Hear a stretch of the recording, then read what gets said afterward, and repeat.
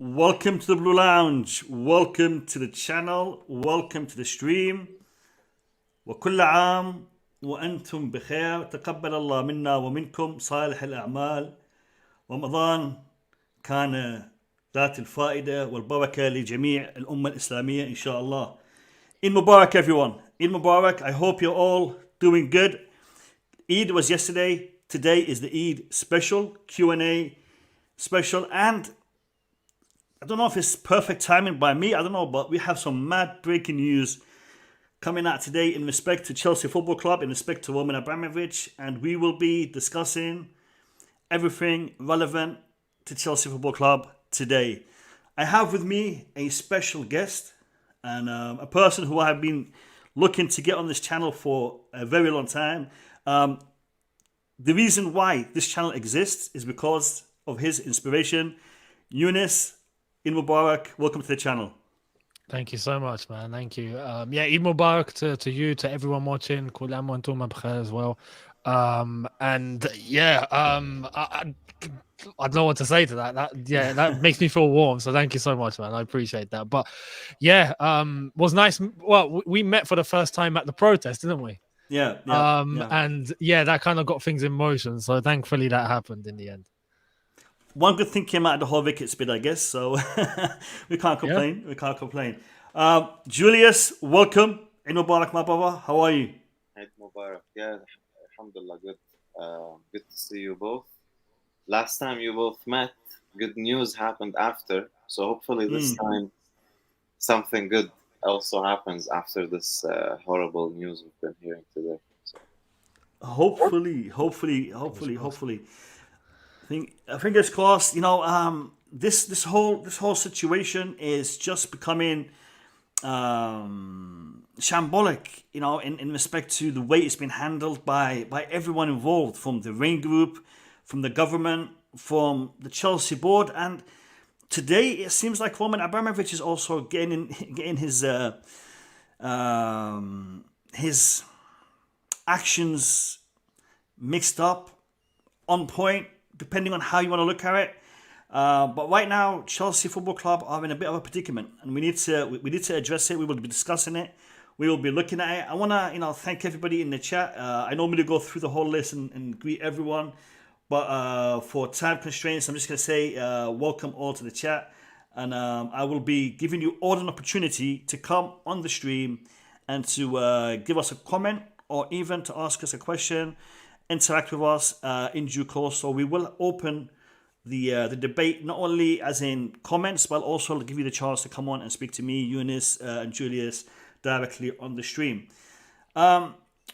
Yunus, before we went live a couple of hours ago, it came out that Roman Abramovich has asked for his loan to be repaid, 1.5 billion pounds.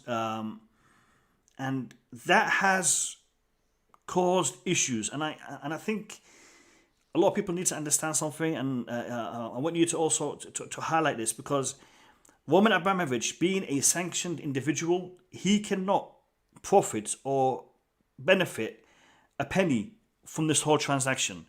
So the fact that he's asking for this loan back, what impact is that going to have on the whole deal to sell Chelsea Football Club? I'd like to get your thoughts and opinions on this before we open the discussion on to other topics as well. It opens up a whole can of worms, because we have a deadline. Now, if it wasn't for that deadline, cool. You know, this can drag on for as long as it wants, and at that point, I don't think Roman would be selling. But there has to be some sort of calculation to this move. There has to be something here, going on. Whether the sale can still be facilitated, and there was a rumor or some sort of update about that money potentially being transferred over to Jersey, which is deemed as like a separate entity to the United Kingdom, even though it's still owned by the Queen.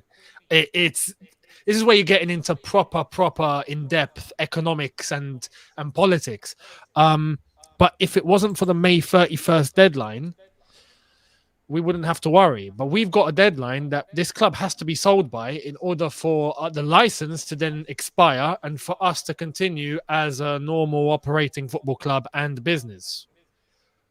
If we hit the deadline and the club's not sold and we're still in this mess, that expires. And I know some people would think it's fine, we'll just get it extended. The government will just extend. And I'd like to think, yeah, they just extend. But there's a June the 8th meeting for the Premier League, which happens every season, in and around that time of June, to start constituting for the new season. And if Chelsea are not a functioning business in the United Kingdom because their license has expired, we can't take part. And that's the problem. That's where we sit now. This has to be resolved. But Roman, I'd like to think there's some logic to this. And Roman knows what's going on behind the scenes, much more than any of us. So this is what I was going to ask you. I mean, why would he be doing this? I mean, what is the incentive in him doing this, from your opinion? This is the thing. My opinion, this is just strictly me. Yeah? I'm not talking about what someone else said. This is just pure me. I think the Jim Ratcliffe involvement we've seen in the last few days is significant to all of this because he becomes the perfect middleman. Rather than someone that's gone through the process like Todd Boehly, he's someone that has previously dealt with Roman when he tried to buy the club a few years ago and Roman said no because he didn't want to sell. He is one of the richest men in Britain. He comes alone with around 16 million net worth, easy. He has ties with the UK government. He is a Conservative Party donor. So he's on the good books of everybody involved in this.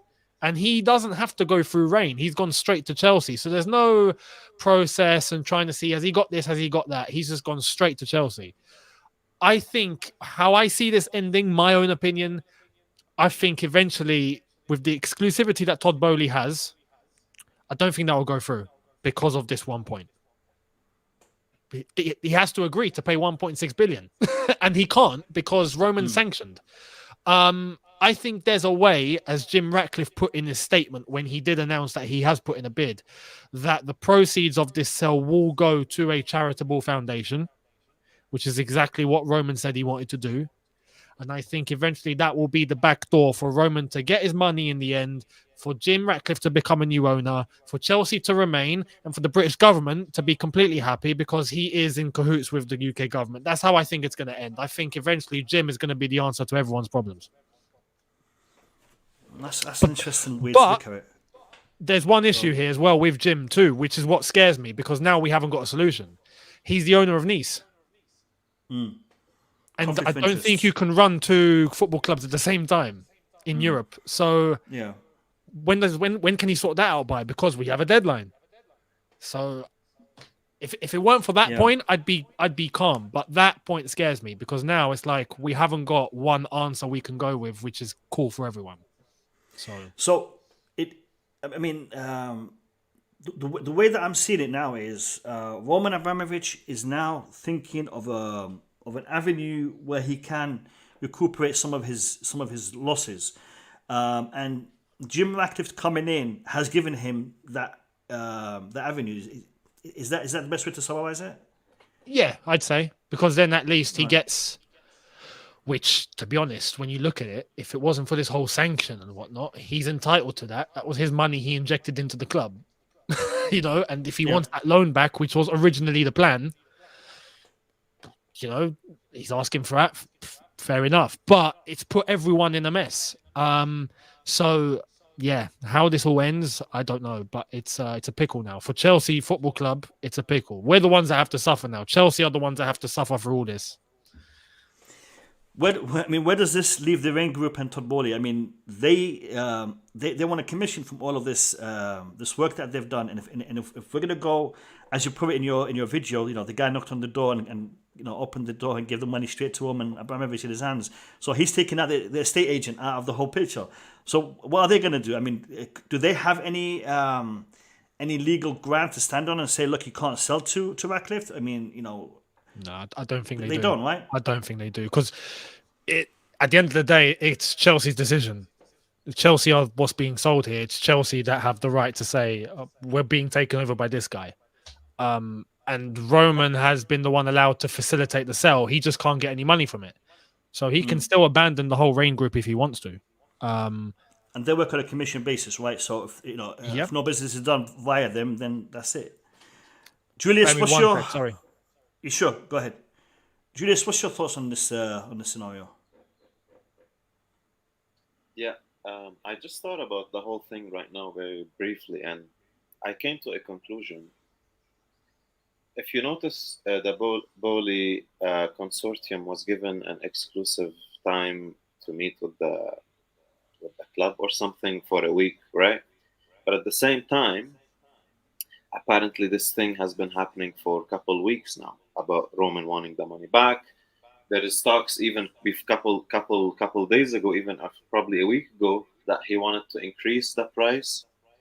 Yep. So I find it very difficult to believe that the Boehly Consortium is not aware of this before it broke out to the media, and still probably went to proceed with the meetings with the club um, to finalize the deal. Now, Jonas makes a very good point about Ratcliffe that I didn't think of. Is that, yeah, he could have been possibly getting involved, knowing that this is happening. There is a 1.5 billion pounds now being asked to be paid, and if you notice, his bid does cover. If you look at the amount he's putting, it covers the actual debt almost. If it's 4.2, almost there, right? So I think it's a very, very tough situation for the club. Very, very tricky. There is danger, existential danger right now. We're talking. However, if you really think about it more, you could also feel there is something not making sense about this whole story, the way it broke out. There's something. There is a gap. It's been breaking like a drip, Every couple of days we get a little bit of information. It's not being a consistent event. It's like Roman wants 500 million extra. Ratcliffe has come in and he's going on top of the price that Boehly has bid, and that breaks on the day that the preferred bidder is due to be announced. And then we've got this, and the whole licensing thing, the whole Premier League situation, and it's been dragging on and on and on. And I mean, Eunice, his perspective in respect to Ratcliffe coming in and possibly facilitating the situation for Roman, I see that. But at the same time, I'm thinking he's also disturbing the process that was in place with the Ring Group. And a comment here by Raystone, it says,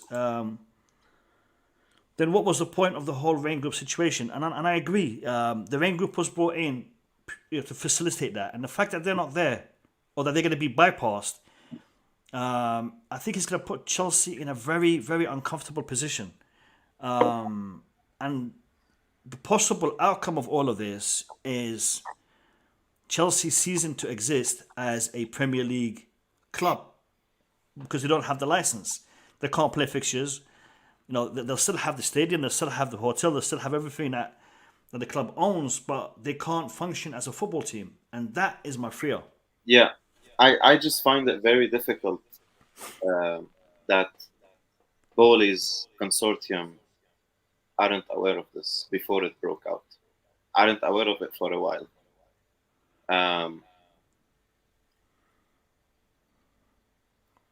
Yeah, it's you know what? It's Wild West right now. In reality, no one knows what's gonna happen. We wanna hope we get sold with no complication before the end of the month. If not, there is gonna be big questions, big fingers being directed to the UK government and how they did not protect Chelsea until today. To be honest with you, they're not protecting Chelsea. They're not being reasonable when it comes to Chelsea, being a cultural asset, employing thousands of British people, having impact on thousands of British people and world and foreign fans as well, from mental health, emotional attachment to the club. So interesting days, Mo, for sure. And you know what? I agree. This whole stuff, by the way, now that it's coming out, with the form that we've been in as when we're playing football, it actually could have been something that was known among the players and the manager, and it had a huge impact on the players' performance as well. Possibly. I think what Dexter said here about an entity being able to overlook the whole process is key, and that's what the Rain Group were there for. You got Kate saying right now things are not looking too good. Eunice, I hope everything's okay. Not emergency. Yeah, all good. Nothing. Sorry, that's fine. Eunice, in respect to the Rain Group,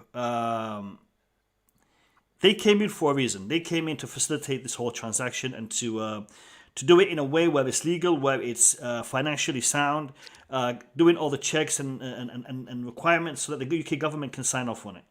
Yeah. Go in with the Ratcliffe bid, bypassing all of that. That's going to cause issues. It can cause issues in the short term, I reckon. I mean, yeah, it's bypassed the entire process. Boehly will probably feel undermined, but at the same time, this story is kind of the let's say the alibi to give a reason, because to pay £1.6 billion in a loan was not the original deal. You know, all the bidders came into the process thinking, as Roman put in the statement, the loan is not an issue as part of this process. It's fine. You don't need to worry about it. And now all of a sudden they need to worry about it. If I was told, I'd be peed off. I'd be like, this wasn't what we agreed. But Chelsea, as I've said, are in their rights if they want to bypass the entire thing and go, you know what? Okay, we're not going to go down the avenue of that process. That was all one big waste of time. Jim Ratcliffe is ready to do what we have to do. I don't think they'll even announce it publicly. I don't think it'll be a case of Jim has agreed to pay 1.6 billion. They can't. This will have to keep quiet, and then the thing will just have to go through.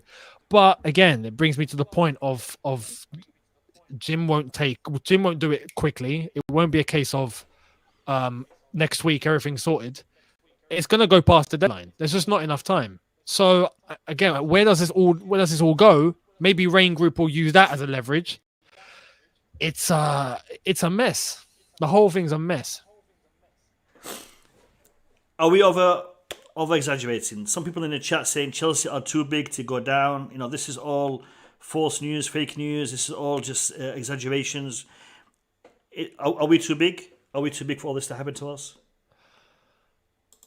You'd think there have been clubs from the past that have found their way down eventually who were big at one time too. You know, that's what we got to be careful. No matter what your size is, you're always vulnerable. If the circumstances occur, you're always vulnerable for going downhill. So you got to be careful. I mean, like right now, I made this point earlier. We are big to an extent where we are still under sanction. There's no money coming into the club from any avenue, merchandise, tickets, whatever. There's still no money coming in. And yes, we're still operating. Even under this license, we're still operating. We're still going to games. We're still playing.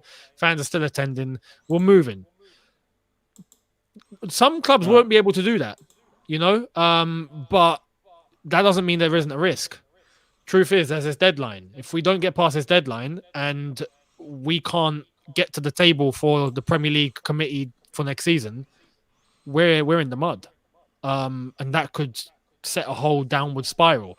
I'd like to think that there's a chance maybe none of this is true, but there's been too many sources today who speak on legit matters who have come out and spoken about it. So there's definitely something about it. Something's going on. Eunice, I was going to talk to you about the summer's transfer market and, you know, the players that we have and, you know, how we're going to deal with them and, you know, Lukaku, what's the solution? But I don't know. I mean, it's all up in the air, isn't it? It is. Let's just pretend this whole thing never happened today, and no, we can't. You know what I'm gonna do. Go on. Say that again, Julius. I think catch that. Matt Lodge just tweeted 5 minutes ago. He said What did he just say? as an add to this, Stephen Payuka has also told his consortium to stay on standby and consider his bid to remain on the table in case of any hitches to the Boehly purchase. Yeah. Boehly Group currently remain on Correct. track and taking things step by step. Yeah. So that's actually a positive news, even though, let's say, this thing about the that being paid back to Roman is true. If Stephen Pagliuca is still keeping his interest, even though he wasn't picked as one of the favorites, could be I a think backup. Martin Broughton is also still in it as well, Yeah. based on that. It's wise of them to do so because you never know. You never know what's going to happen. So up until when it's official, when it's done, that's it. There's no chance. Then you can eliminate yourself. But from a business perspective, it's wise to just stay on standby just in case. Especially if you've made it that far in the process. You became one of the last three. Your chances are good if one of the three are now eliminated. So, it's wise for both of them to stay in there. And it helps us too. It's kind of a layer of protection, because Yep. what the worry here is that what if nobody wants to buy us anymore because of this problem? Yeah. That wouldn't happen. Yeah. I mean, although now the 1.6 billion is what's messed up everything up. Like, how does that get through? What happens to it? Because if Roman's sanctioned, he's not meant to get any penny. But if he's asking for it, how does that work? I was telling Mo, there's something about this story that is not making sense to me. There is a gap, something not connecting. Like, I don't know, Yep. something fishy about it. Look, Something definitely fishy. Julius, one thing that we discussed earlier in previous streams was, could Roman Abramovich really, sell the club for nothing? You see, the thing is this: when you sell the club, if you're not going to get money, but at least you get acknowledgement that the money that was supposed to come to you has gone for a good cause. A person of Roman's history, his connections to Russia and Ukraine, you can see him doing it for that. To help those people, he could do that. But I think where it all changed when the government started talking about spending it in other avenues, on things that the government feels are worthy of the money. Some of them are like grassroots footballs and helping out developing teams and whatnot. Those are good causes, but they're not Roman causes. They're not what he is all about. So therefore, what does he get to gain by selling the club? I mean, he could literally hold on to the club and let it go for a couple of years without any success, any football, and then he'll come back and start it from square one and build it back to where it was. I mean, he has the power, he has the money, potentially. But guys, I have put the link in the chat. Anybody who wants to come on and give us their point of view on this subject or wants to come in and ask a question, you're welcome to do so. I have someone coming on now, but the link is there for everyone to use. So if you want to jump on and give us your thoughts and opinions, please click on that link. We have coming on Nick Blue. Nick, welcome. How are you? Yeah, hi everyone. Yeah, I'm good. Nice to see Julius and my old friend Yunus there. Hello, Nick. Big admirer of both of you and you, Mo. You know that. Yeah. I just, since yesterday when I heard it yesterday, the news on Sky Sports, and then Sky Sports, they sound very serious, but they always do. I can't believe this story.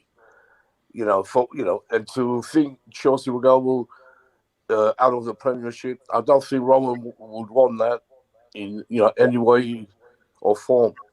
He's a fan. I can't see Roman. We haven't heard anything from Roman, which I doubt we will. He doesn't come out and say a lot, especially now with the war going on. So I can't believe it's true. I think it's false.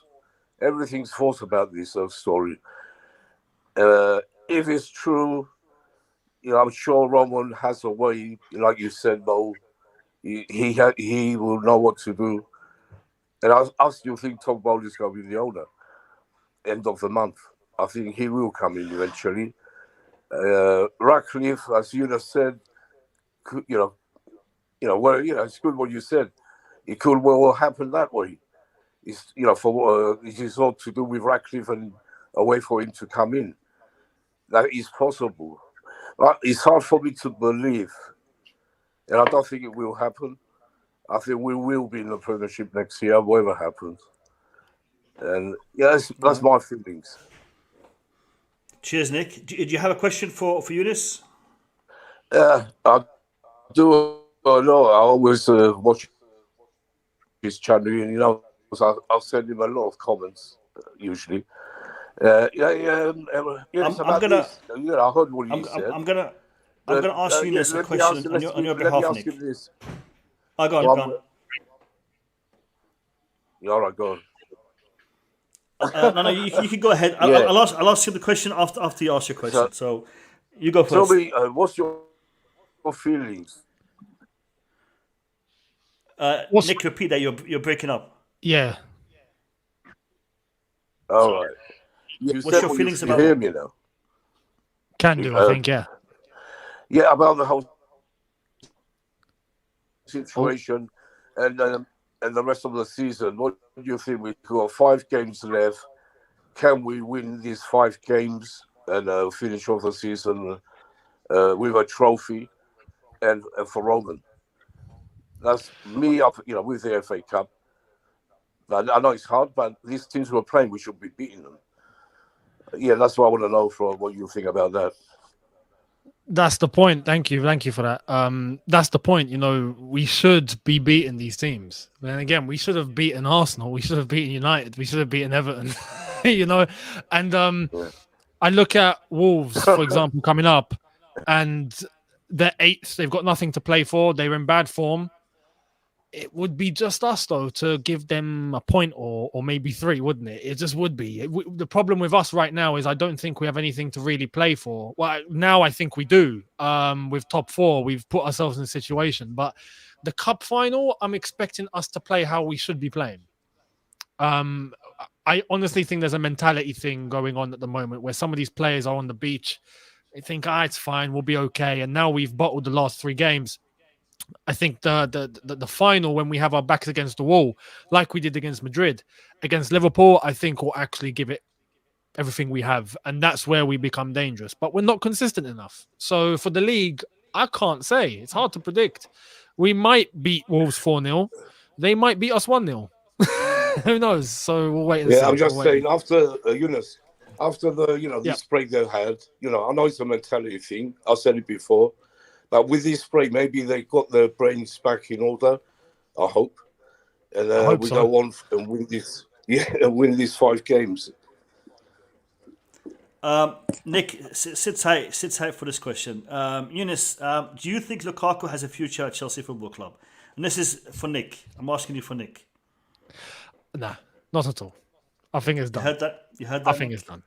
Yeah, I think we should. One more thing before I go. I think we should get Lewandowski if Lukaku goes. It will do wonders with the youngsters. Imagine Lewandowski with Havertz and all that, and teaching Broja to get to become like him. Don't forget Ronaldo.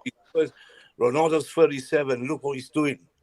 Yeah. And people ask, I mentioned it on the space the other day. Everyone was laughing. Oh, he's 34. He's 34. So Ronaldo's 37, and look what he's doing.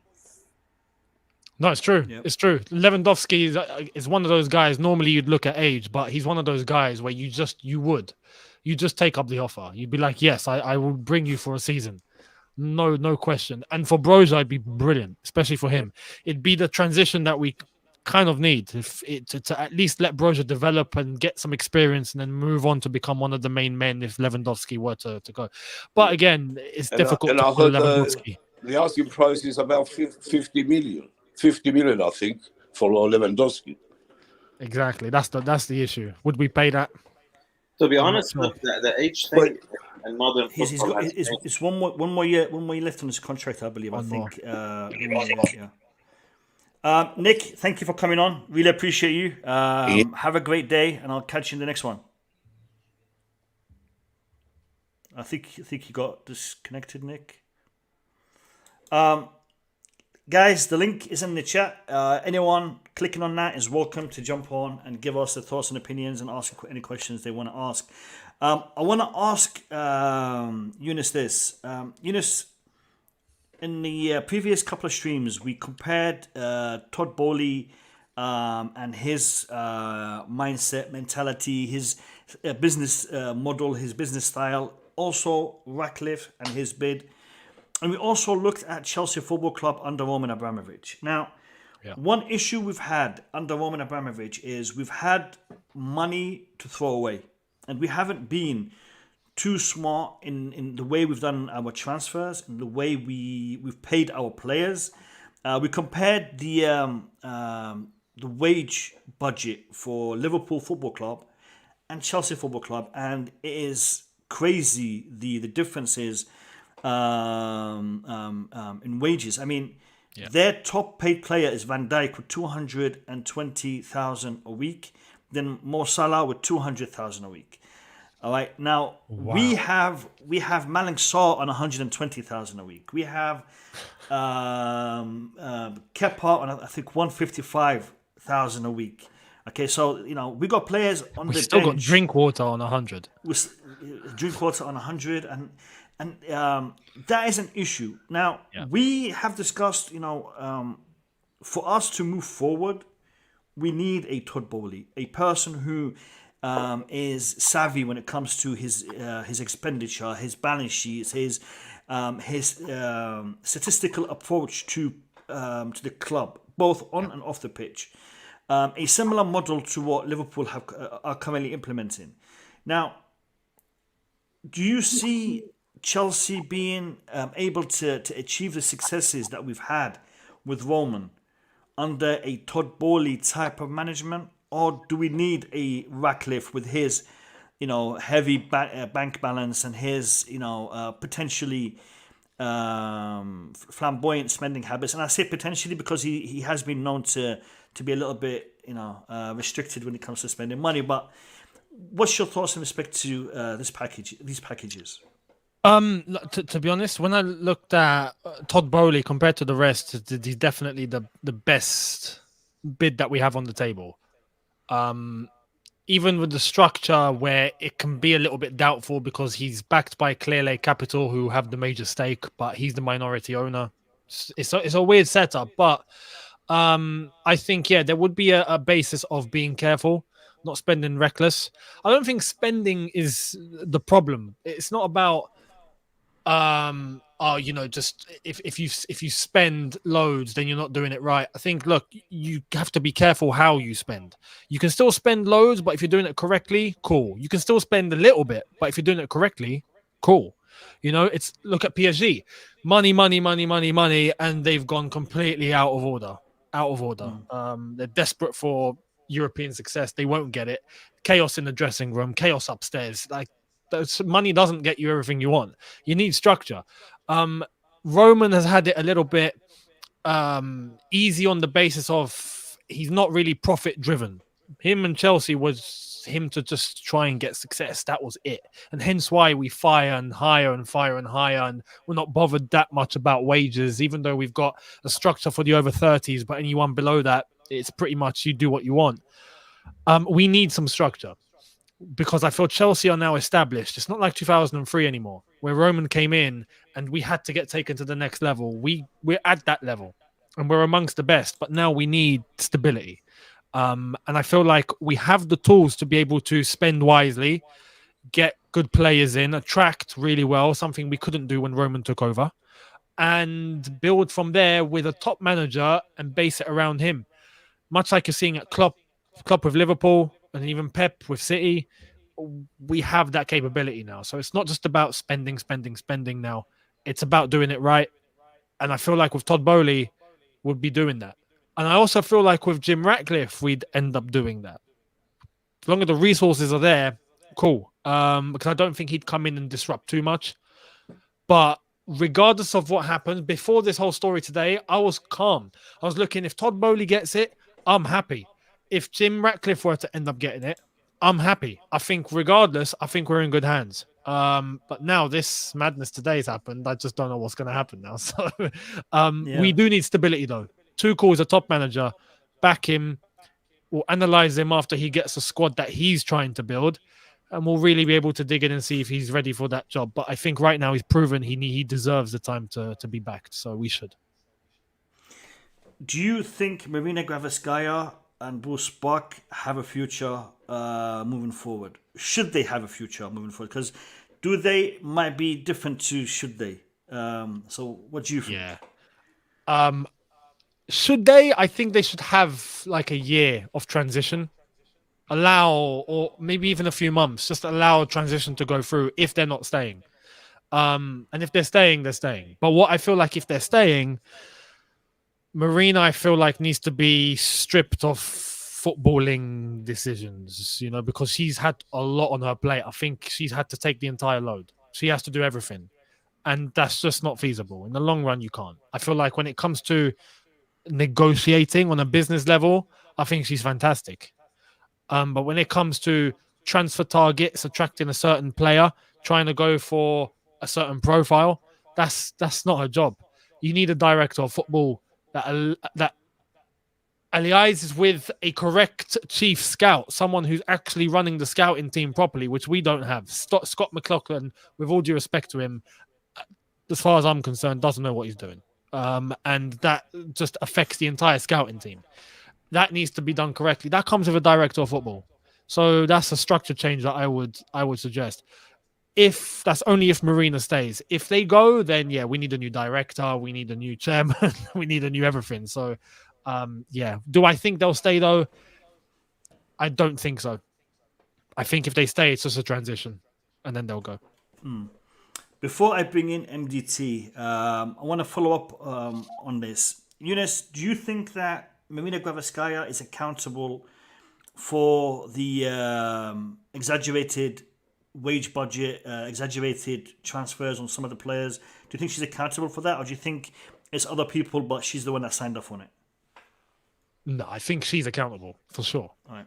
Because she negotiates personally. When it gets to a latter stage of a negotiation, it's not just contact anymore. It's getting a deal done. It's her. So maybe not for all players, but the high-profile ones, like a Lukaku, for example, would definitely have been her. And he's getting paid 325k a week, So that's an issue there.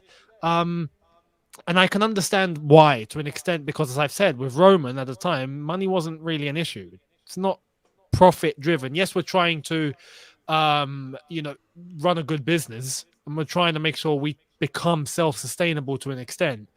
But that takes time, and for Roman, as we already know, money wasn't the incentive. So you can, from her perspective, I guess, from what she's allowed to put through, she can sign off on that, and she'd be like, "Yeah, it's fine," Where in reality, with a structure and with certain limits, I don't think we would have allowed that. So that's maybe what needs to change going forward. We need to try and narrow that down before it gets out of control. I agree. Let me bring in MDT رمضان. MDT عيد مبارك وكل عام وأنت بخير. How are you, my brother? شكرا. Okay. Thanks for having me anyway. Eid Mubarak to yourself more. I'm sorry for running late. I was rushing home. I went to visit some family. And thanks, Yunus. Thanks for having you and Julius. Eid Mubarak to both of you. I hope everyone is okay and family had a good Eid, and that's about it. Sorry for being late today. Sorry. No, it's all good, Mom. It's all good. It's good to have you on, and I hope you and your family are doing well. MDT, I know you are keen on the academy and the development of the academy players. Do you have a question to address, Yunus, in respect to this, in this particular area? So, to be honest, for me, I think I just want his opinion about one thing, because I'm very keen on the academy, and I'm very, very critical of spending money that's unnecessarily. I think that's one thing I don't understand. Chelsea have been doing for a while. I can blame Marina sometimes, but sometimes I blame our chopping and changing of managers. Because there was a time Chelsea's setup was doing very well. We planned for 10, 15 years. Yep. But all of a sudden, we have a manager we all love. He decided to chop everything up, and we went and get rid of a lot of players. And then, since then again, I don't see the planning. All I see is we are repeating the same mistake. I don't know what he thinks of that, because I think Mourinho, the second coming at Chelsea, although he won us the league and the League Cup, but that was a disaster when it comes to player management. And since then, we've been making the same mistake, quick fix again. We've gone back to that. I don't know what you think about that, because I think that was a mistake that we made just to win one league and one League Cup, to make so much errors in transfer after building so much cachet of talent. And now we're doing the same thing with the academy. We are selling, we are piling, we are looking for quick fix. And that's the thing, quick fix, which increase the wage budget like we did the last time around. Because, so for me, what do you think about that? Because I believe that we have an academy that just need to be supplemented, just like AC Milan did it with the Maldini generation. And a lot of teams have done this. Okay, because when you have this academy, is a one-off.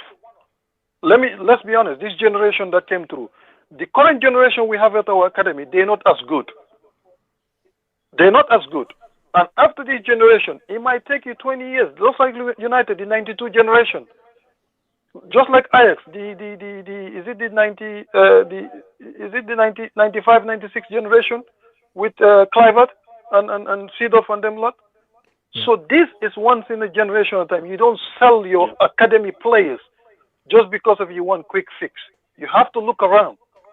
So for me, I just wanted his opinion, because this has happened before. It doesn't repeat itself. It has happened.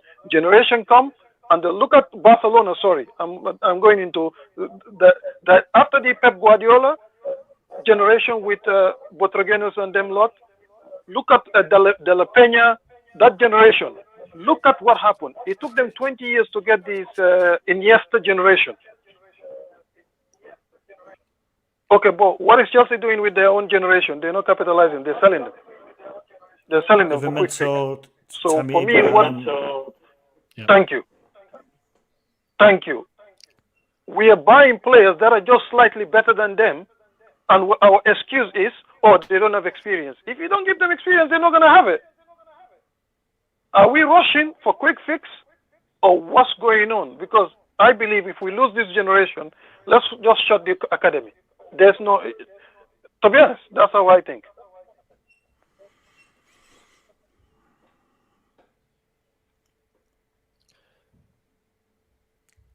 Your question, MDT? MDT, can you hear me? So I'm guessing it's about. Yeah, sorry, I can hear you. Yeah, that's. Yeah. I want his opinion about what I just said about the. Yeah. Why are we just repeating the same mistake? Sure. We had a chance. Okay. To stop the madness, but why are we doing it? That doesn't make sense. By signing Lukaku 325, signing Werner 270, it's like quick fix upon quick fix upon quick fix, and we are repeating the same mistakes right now, because I know the players that are on loan, Chelsea fans think, they're not good enough for the first team. As soon as they leave, they will be leaving Chelsea, and we will be repeating ourselves. We will be making the same mistake. So that's why I want his opinion about the quick fix that Chelsea are obsessed with.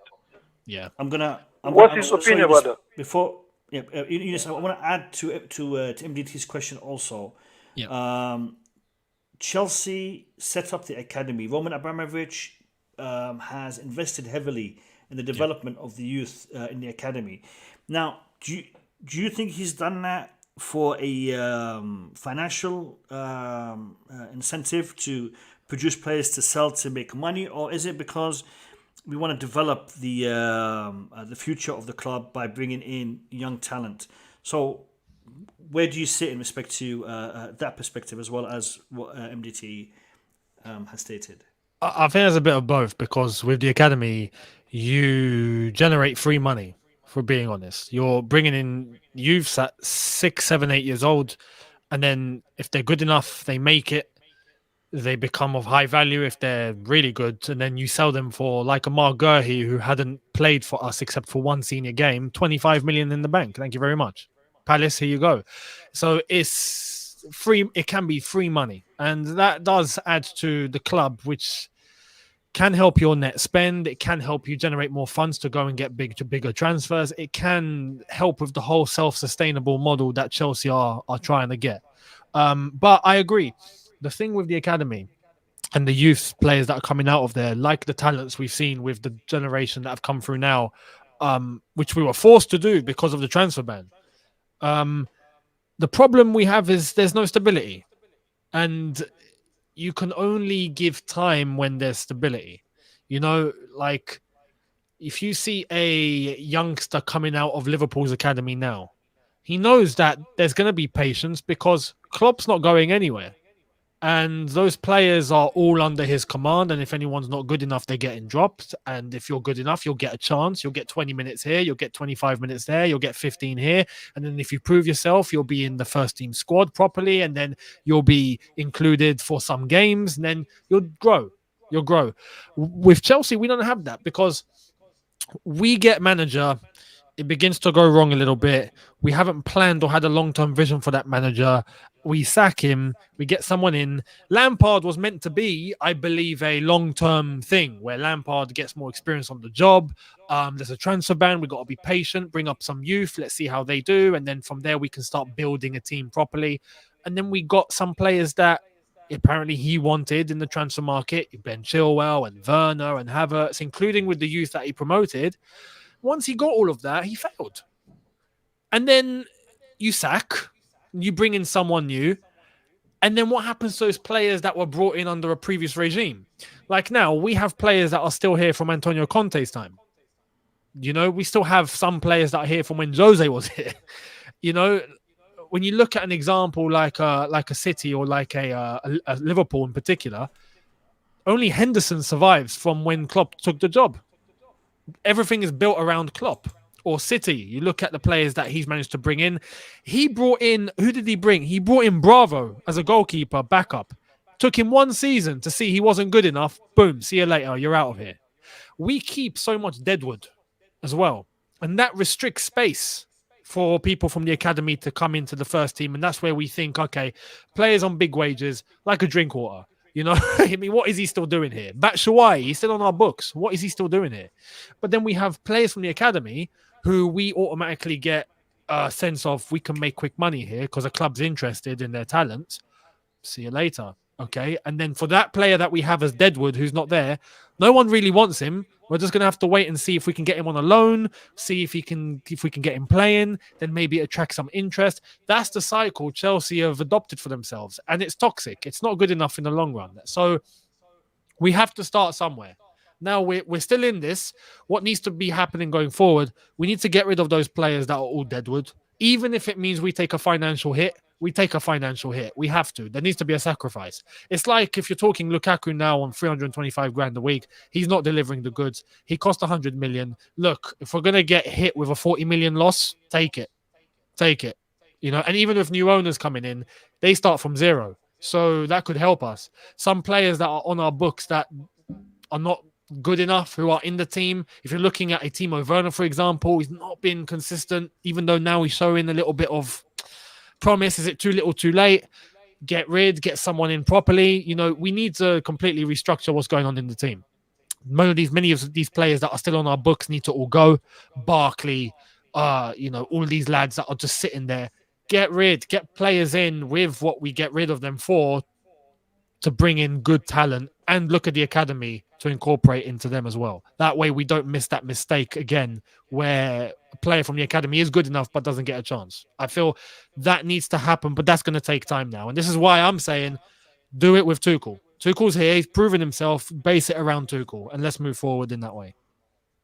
All right. Fantastic.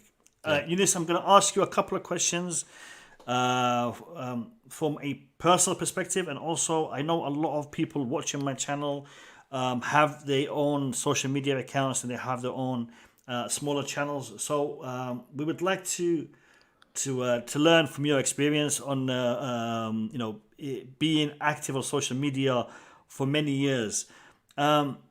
There's a couple of topics, and I don't want a long answer because I know you got one off. So just give me your advice for anyone who is currently dealing with toxic messages, negative messages, because that happens a lot, especially on certain platforms.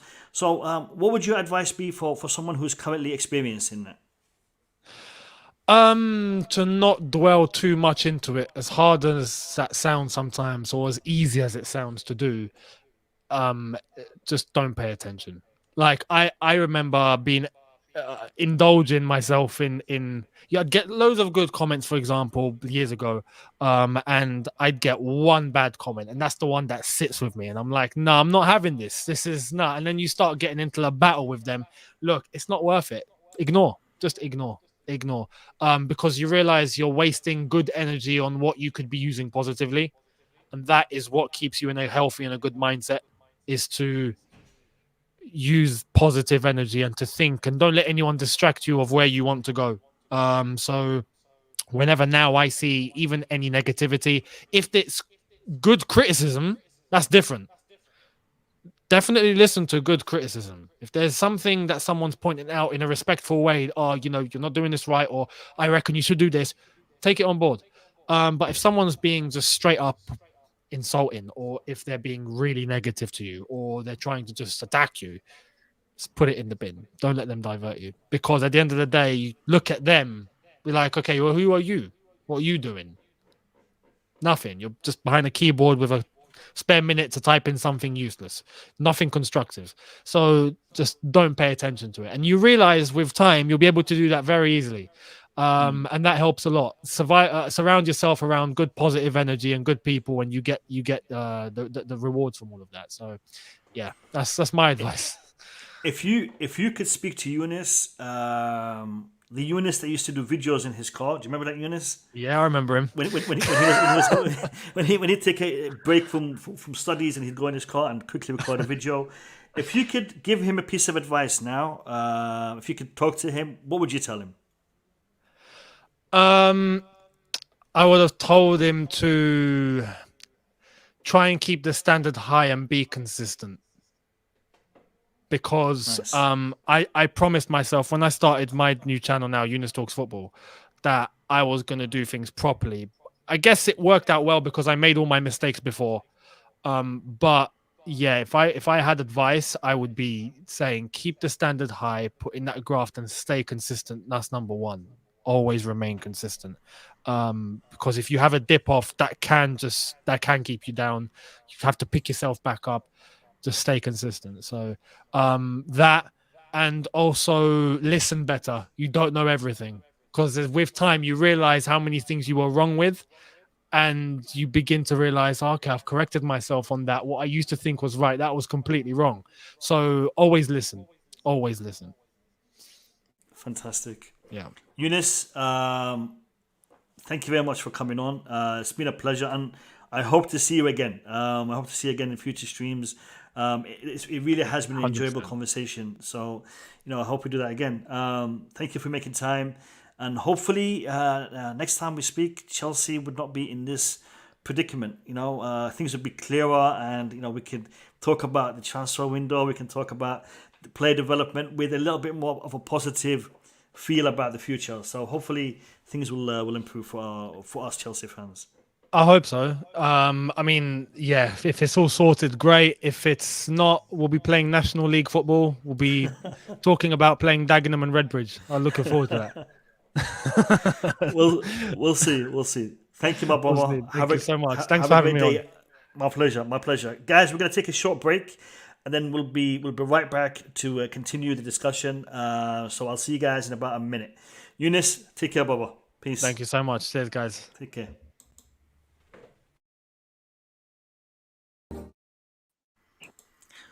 Welcome back, guys. Welcome back. I lost like 30 people in the during the ad break, so hopefully they'll come back.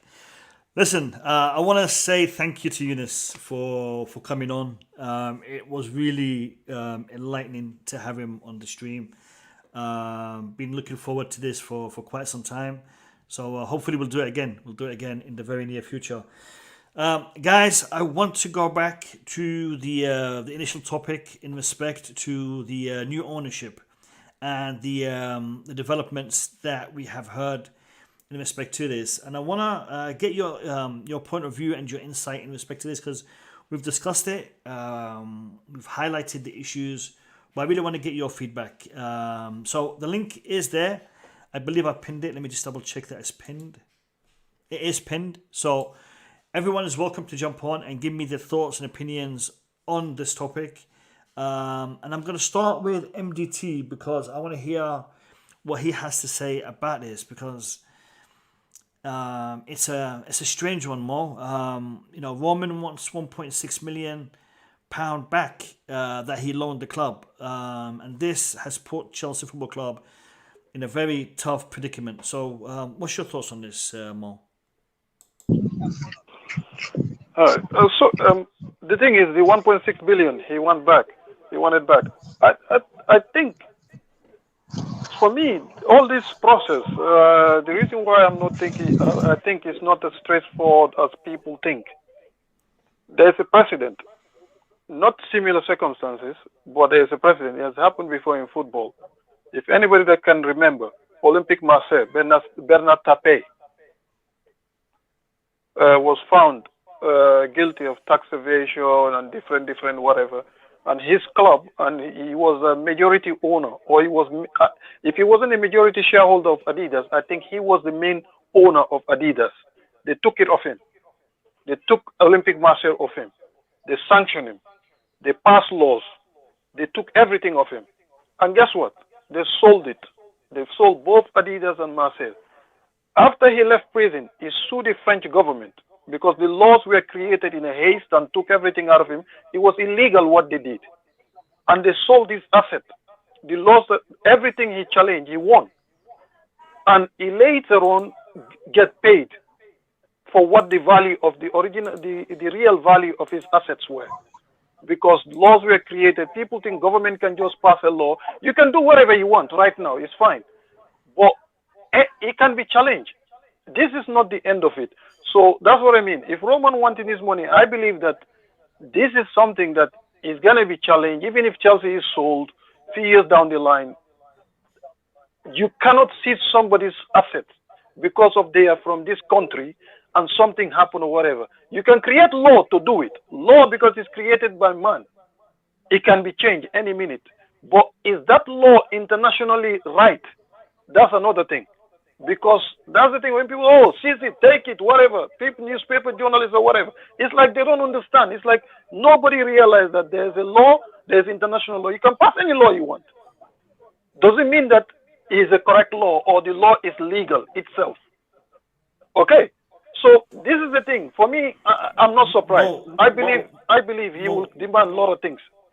The law is legal. That's the whole No. What I mean, when a law is passed, like example more right now, if you pass a law, it's legal from now on. But you cannot pass a law that never existed and punish me. I can challenge it if I have lawyers, if I have money. Bernard Tapie did it in France. And he won. After a few years, I think after 10, 15 years of challenging court, whatever, they found that the government creating those laws. Yeah, sure. Yeah, that's what I mean. So that's what amendments are there for. Laws because you can be amended, but you cannot go and change a law just to go after certain individual nationality or race or whatever. It's discriminatory. If a law is discriminatory, you have to prove that the reason why you passed that law is for that specific reason. That part, do you get what I mean? So Roman is not going to let this go. It might take 15 years, 10 years. Chelsea can be sold now or whatever. But I'm not surprised. I'm not surprised at all. I'm not surprised.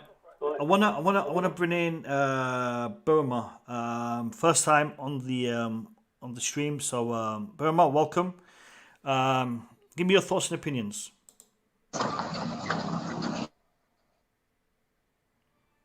Or not? Okay, I'll go to Bobby. Bobby, welcome to the stream. How are you?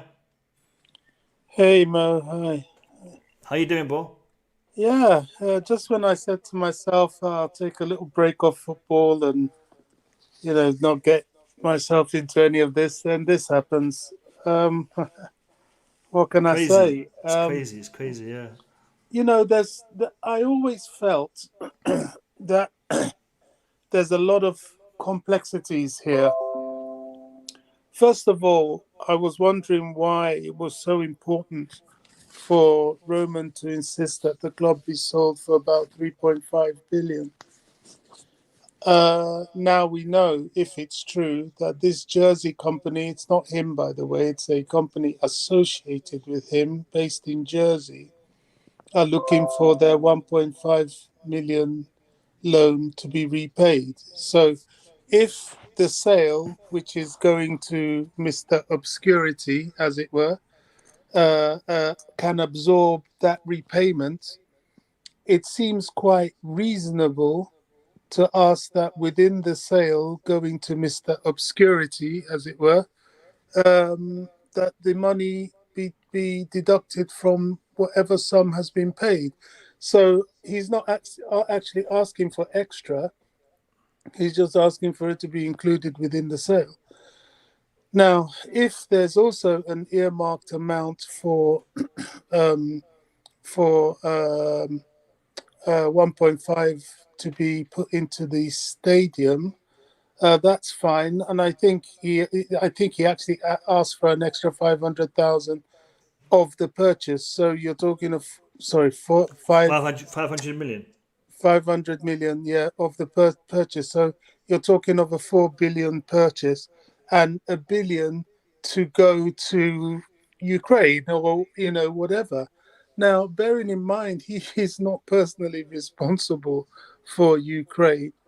And the more I look at this, I mean, I don't want to get into all this, but the more I look at what's going on there, I'm concerned. I'm really concerned. I'm very concerned for the people, but the whole thing just doesn't look, something about that war that just, I don't know. There's a lot going on there that we don't know. It's not what it seems, in my opinion. It's weird. It's I mean, strange. The whole I'm thing. gonna. It just Yeah. anyway. I don't want to Bobby, get into it, but I don't want to. I don't want to get into the whole war situation yeah, for many reasons. But the whole issue surrounding the transaction of the sale of Chelsea Football Club.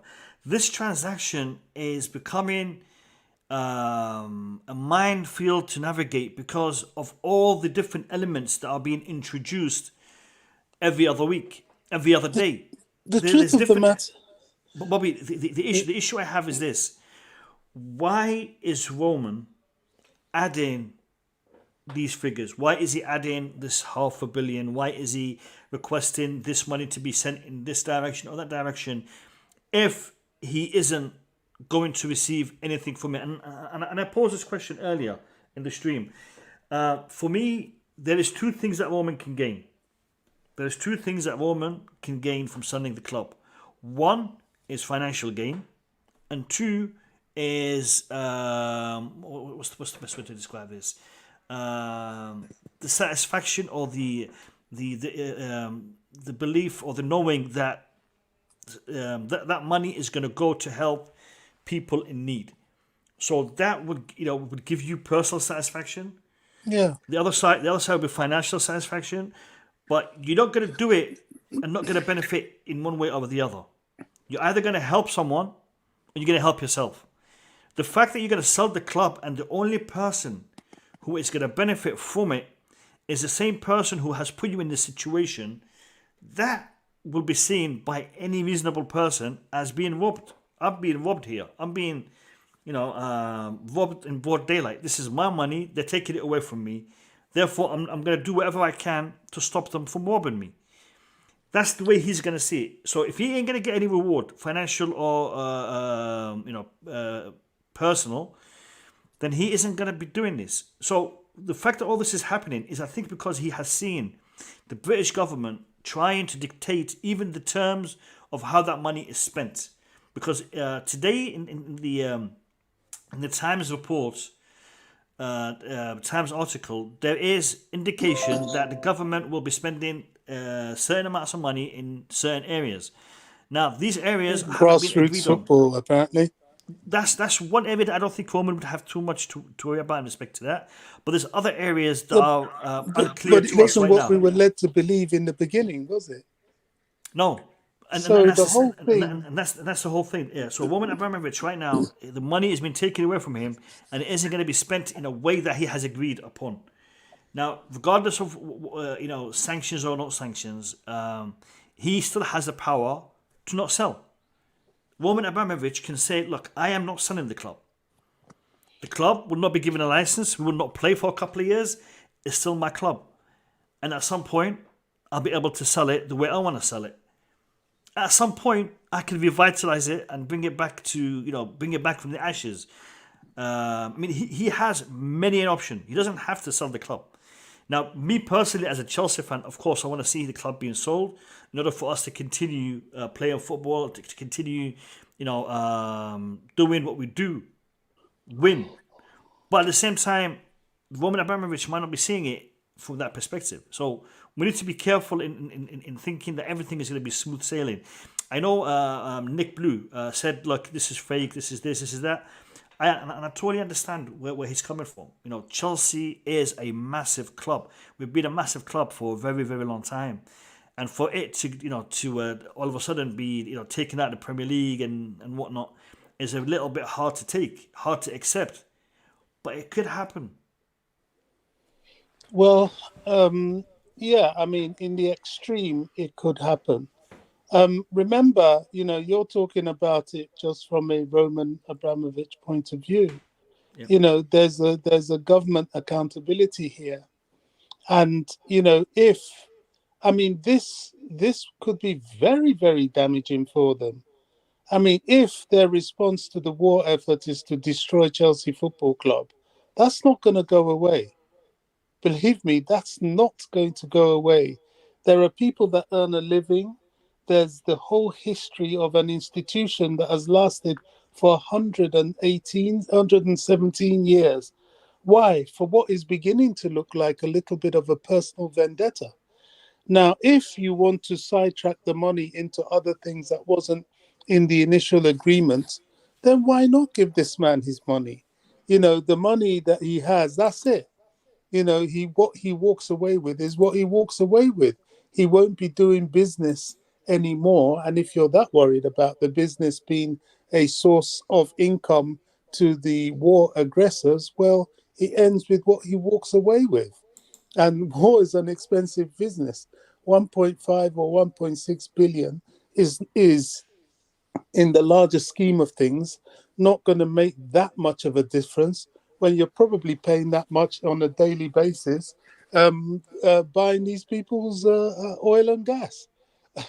So it's just all very, very weird stuff. And yes, there is a possibility that, funnily enough, this thing coming out on the week that the deal was supposed to be sealed seems a bit odd to me. A possibility it might be a bit of a red herring there, but there's a possibility that it's also quite real. And if it's quite real, these sort of unnecessarily almost bullying stance, I'm not sure it's the way to go with this. I'm not sure. I think, from my point of view, and I may be biased, it might be my Chelsea hat talking, I don't know. But I don't think it is unreasonable. If you want to sidestep some of the money into, like I've read earlier, talking about making plans for such and such to be pumped into grassroots football, such as, things that were not the original objective, then he has every right, and it seems to me quite reasonable for out of that sum then to sidetrack some of it to offset the loan that was taken for the club in the first place. That's in my opinion, and that's not too much to ask. So I don't know how it's going to end up. they might backtrack and say, "Oh no, we're going to send it all to Ukraine," as we said before. But there's so many things. I mean, I was hearing Carve on Sky saying, "Well, where's the money going? What is the indication of where this money is going?" And that would be very, very, very telling. Where is it going? Where is it going? I even have some concerns if it is going all to Ukraine. I mean, if history and modern politics has taught us anything, you send money to some of these war-torn governments who themselves have a history of corruption, and that money goes nowhere near the people. The next thing you see the leaders flying around in, expensive jets and building palaces of gold, This and is you this know is what I'm this is saying. why this is why you shouldn't go to the country. You should go to a trust who then spends it on the country. And again, I've had experience with this, Bobby. Money that is given to the government will not be spent on the people. It'll be spent on military development. It'll be spent on logistics, whatever. But it will not be spent No, right are now you even sure directly they'll to. spend it on that? We know what I mean. We don't. There's We a don't lot of know. Africans here on this platform. They'll tell you what some of these corrupt governments do. Yeah. We can't trust that if we just hand And over I just that. want to, say something, Bobby. It's not just Africans. It's Europeans. It's Asians. It's South Americans. The Please forgive governments me. are I'm not. corrupt everywhere. Yeah, but I'm not saying that in a derogatory way. I love my Africans. Most I have a lot of very good friends that are Africans, but I'm just saying that what is notoriously sort of out there, like with some of the nations, the developing nations, they often mention that. But of course, it's all over the world. Goodness me, it's in our country as well here. So, my goodness, it sure is. So, I'm just saying that when you have a topical conflict with suspect leadership and you're handing over billions to that leadership, I'm quite sure it wouldn't even go into the weapons industry, and some of it, a good chunk will probably end up in people's pockets. That's how it would look Yeah. to me. Yeah. I want to say welcome to Eric Blue. Eric Blue, either his mic isn't working or he's in full HD. So what's going on, Eric? Welcome to the show. How are you, Eric? Hopefully the audio isn't too bad. I know it's not the best, but I'm sort of working on it. Hopefully it's not Audio too is bad. good. Okay. Audio is good, and video is good as well. That's a sharp image, man. Right. Your glass is missing, man, Eric. Yeah, I could wait if you want. Would you like me to? You want me to put it on? Is the one from You're the good. You're good. Yeah. Yeah. I've been out of the loop. I haven't really been paying attention to this the news. So you guys are gonna have to maybe do like a 2 minutes recap A recap. of I'll yeah. give you a recap in a second. Let me just say hello to Boogeyman. Boogeyman, how are you? Boogie. Hello, Boogie. Boogie, can you hear me? No. Boogie. No, Boogie can't hear me. So why can't he hear me? Am I on mute? Boogie, can you hear us, Boogie? Boogie can't hear anybody. And let me just take him out and bring him back in again. Boogie, can you hear me? Boogie? No, alright. I'm gonna kick him out.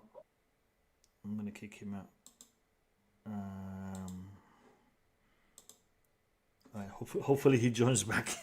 I've kicked him out the whole thing. Hopefully he joins back.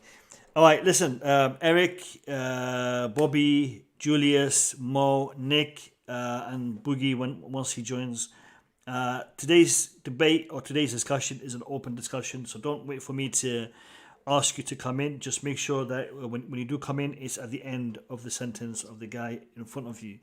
Also, people in the chat, the link is in there. Anyone can click on it, and you're all welcome to take part in today's discussion. A quick recap for those of you who are unaware of what is happening at the moment. It has been indicated that Roman Abramovich has requested his loan to be paid to him via a company in Jersey. This company he doesn't own directly, but it's associated with him.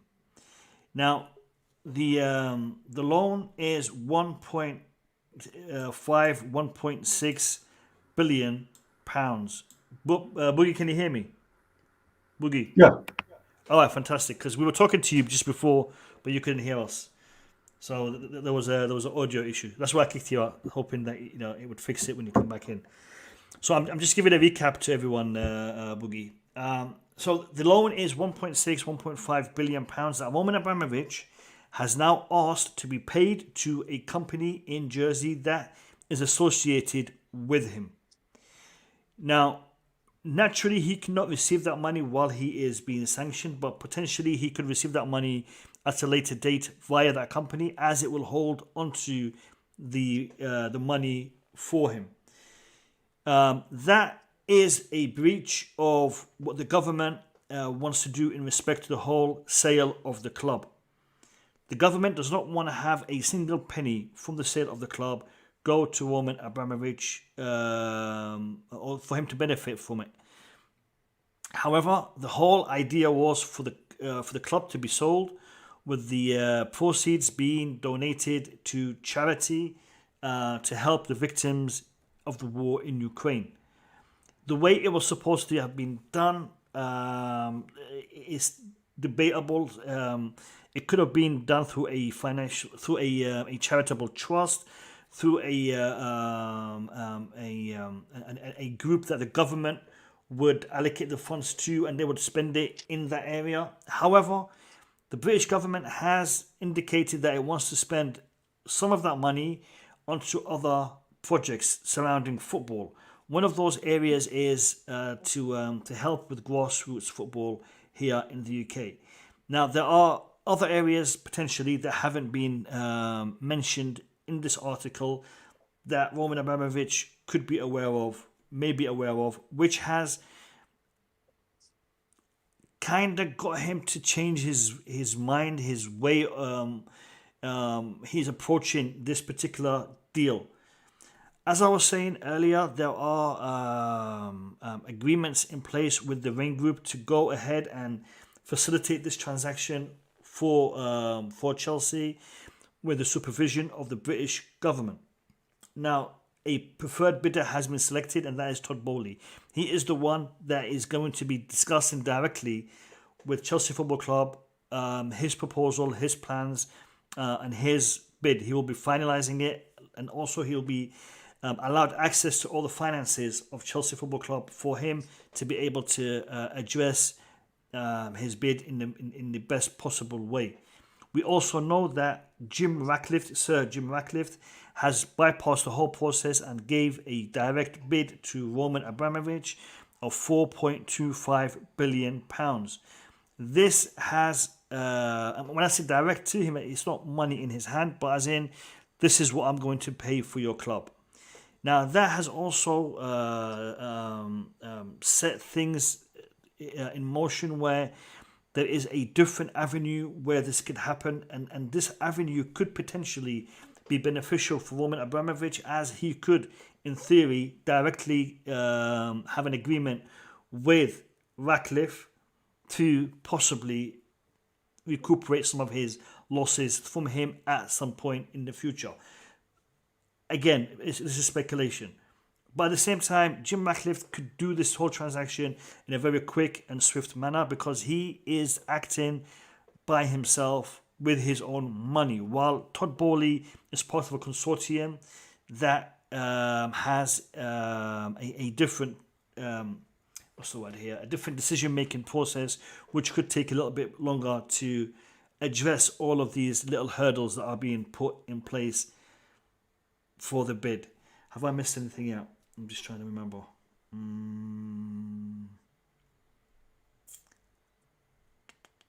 That is it in a nutshell, Eric. So if I missed anything out, I'm sorry, but that is it in a nutshell. So where do we stand in respect to this? Well, we have two options. There's three potential outcomes here.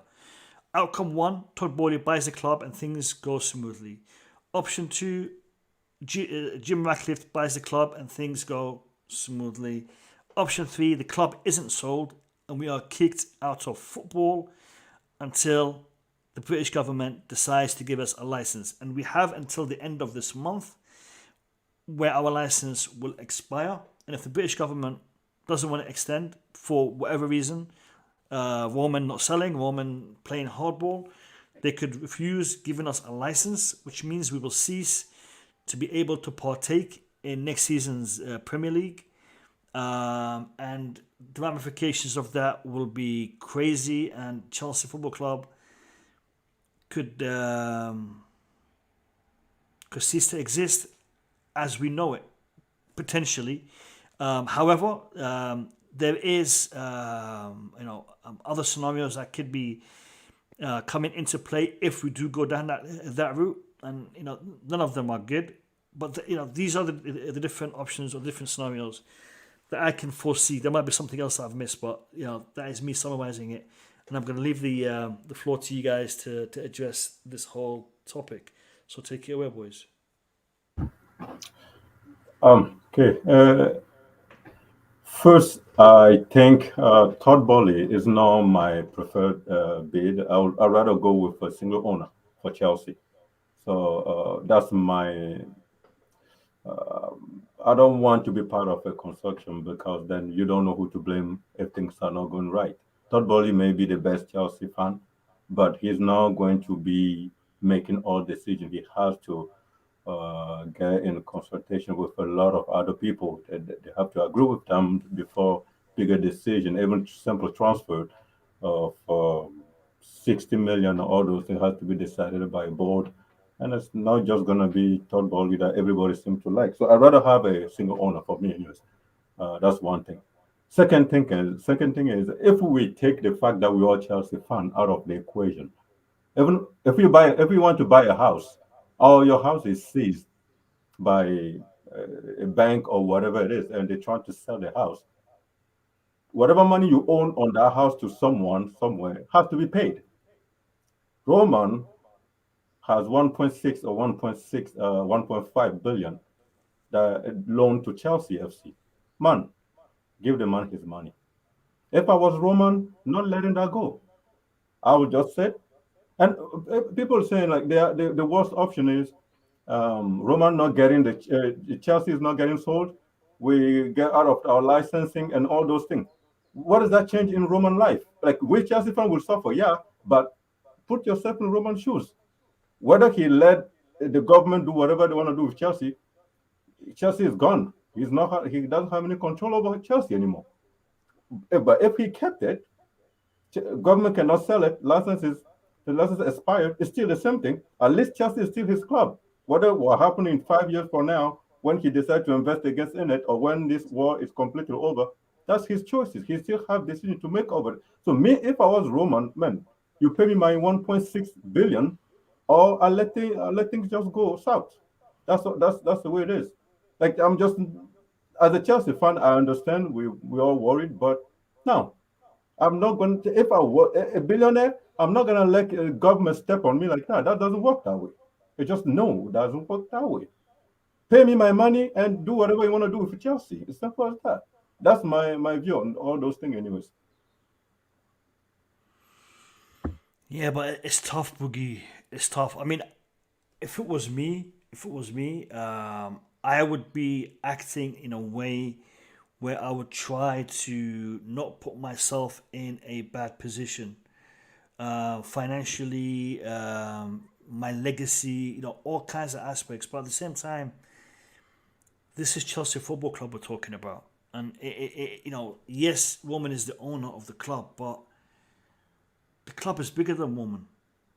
And the problem I have here is this: the government is on one side, Roman is on the other side, and we are stuck in the middle because Roman, he's put money in, so he's saying, "I want my money."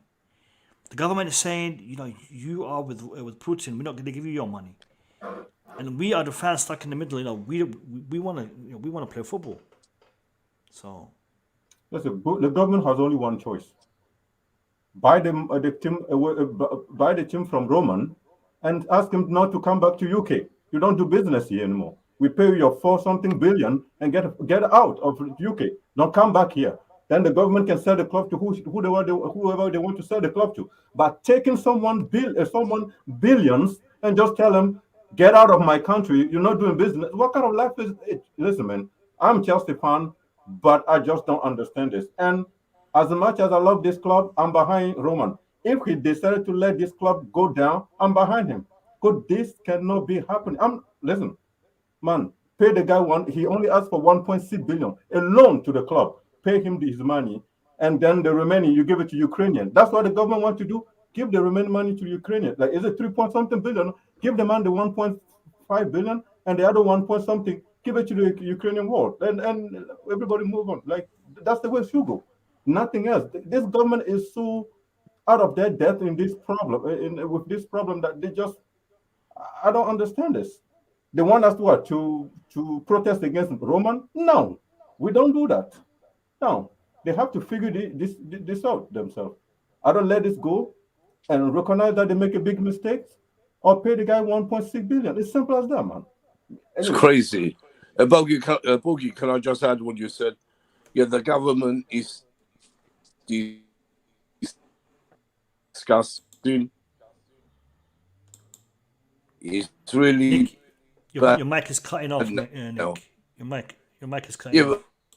But, no, I've seen on Twitter Chelsea fans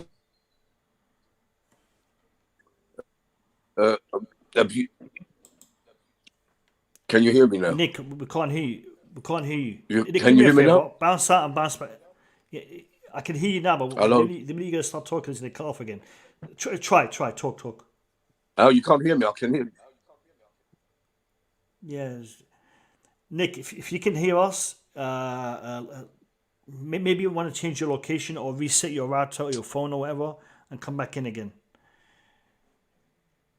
His connection is poor. I want to actually respond to Boogeyman real quick. Yeah.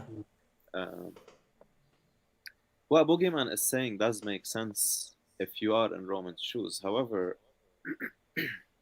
at the end of the day, Roman is the owner, and whatever happened is inevitable. For me to say I'm okay with the club to go down because I want to side with Roman, this is where I have an issue with that. Because Roman, you know what? Chelsea should forever exist. Owners come and go.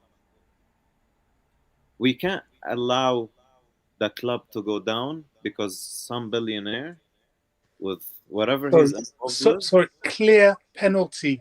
Liverpool cheating again. There's a penalty against them. Alisson should be sent off, and the referee has done nothing. Bobby, we're not watching the game. We're discussing Chelsea. Go on, Julius. Carry on. No worries. So yeah, like my issue is I can't accept to allow Chelsea go down because I want to side with Roman. Come on, Boogeyman. Like that is unacceptable, and that is what a lot of haters want to hear us say, because Chelsea should always exist. Roman is just an owner. We are grateful for whatever he's done, but Chelsea existed before of him, and it should always exist after him. You know, so we can't allow the government to make it harder for us to function and operate going forward. And at the same time, it's very dangerous as a fan base to start saying it's okay for us to go out of business because because Roman Abramovich should get his money back. It's not our fault that he is affiliated with specific shady people or with a government that is waging an unfair war on a country. It's not our problem. It's not our fault. Chelsea Football Club should not be penalized, and the world should not be cleansed of injustice on our expense, on the expense of the club. It's very unfair. I'm gonna bring in Nick, but before I bring in Nick, why doesn't the government do the following? You don't want Roman Abramovich to benefit from the club. Fine. Don't let him do nothing. You take ownership of the club at this point in time. He doesn't receive any money from, the government can literally step in, run Chelsea Football Club as an entity. Everything that is generated, everything that is made goes back into the club. And Roman Abramovich, even when he does decide to sell, or whenever the sale does happen, all he gets is what he put in, which is 1.5, 1.6. That would be that. The government can literally do this whole thing without Roman Abramovich, because if you're able to sanction him and say that you can't get a penny for the club, then I'm sure you're able to sell that club and not give him the money. Give him just what he, what he put in, and that would be what Boogeyman is saying. Because Boogeyman is saying, give him his money and tell him to go. And when I say give him his money, don't give him his valuation for the club. Give him what he has put in, which is finances that he has injected from his own pocket. Give him that money back. Or if you don't want to give him that money back, put it into an account and freeze it. Roman Abramovich, you have £1.6 million frozen. And I'll tell you something, there is precedence for that. In Iraq, when the country was put under sanctions, Iraq had millions of pounds all over the world. In Britain, in America, it's an oil-rich country. It had millions of pounds, billions of pounds in bank accounts that were frozen. And that money was frozen for 13 years. The country was not able to access them for 13 years. Until the government changed, and then that money was unfrozen, and the country had access to that money again. The same can happen for Roman Abramovich. 1.6 billion is in the bank account. While the country of Russia is sanctioned, while you are sanctioned, you don't have access to it. When the sanctions are lifted, if you're still around, the money's yours. Job done. Sell the club to whoever. There is ways of doing this. I mean, they don't have to take us down this path, because I agree with you, Julius. Chelsea Football Club is bigger than any of this. Nick, let me see if your mic is working now. Let me hear you. Yeah, can you hear me now? Yep. Yeah, Go ahead, Nick. good. Yeah, I agree with what you just said.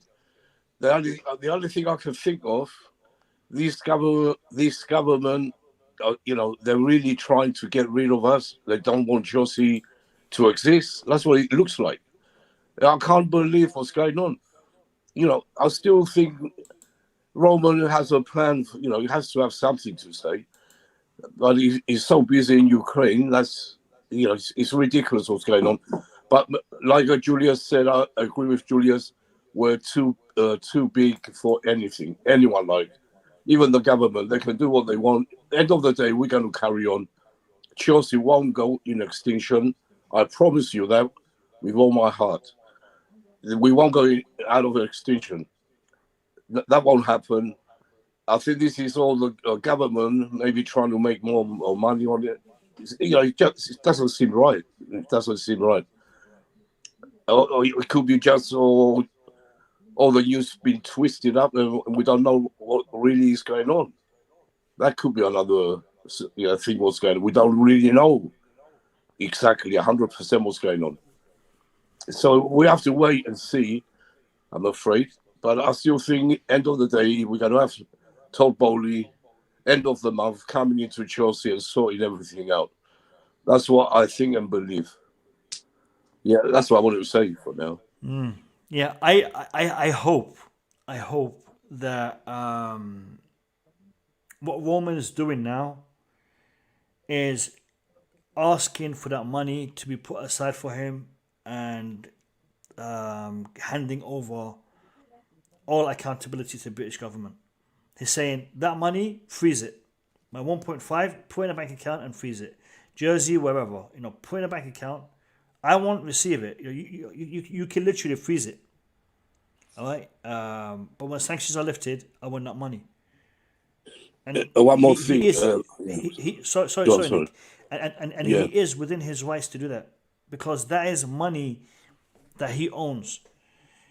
The British government, when they sanction someone, they can't take their money.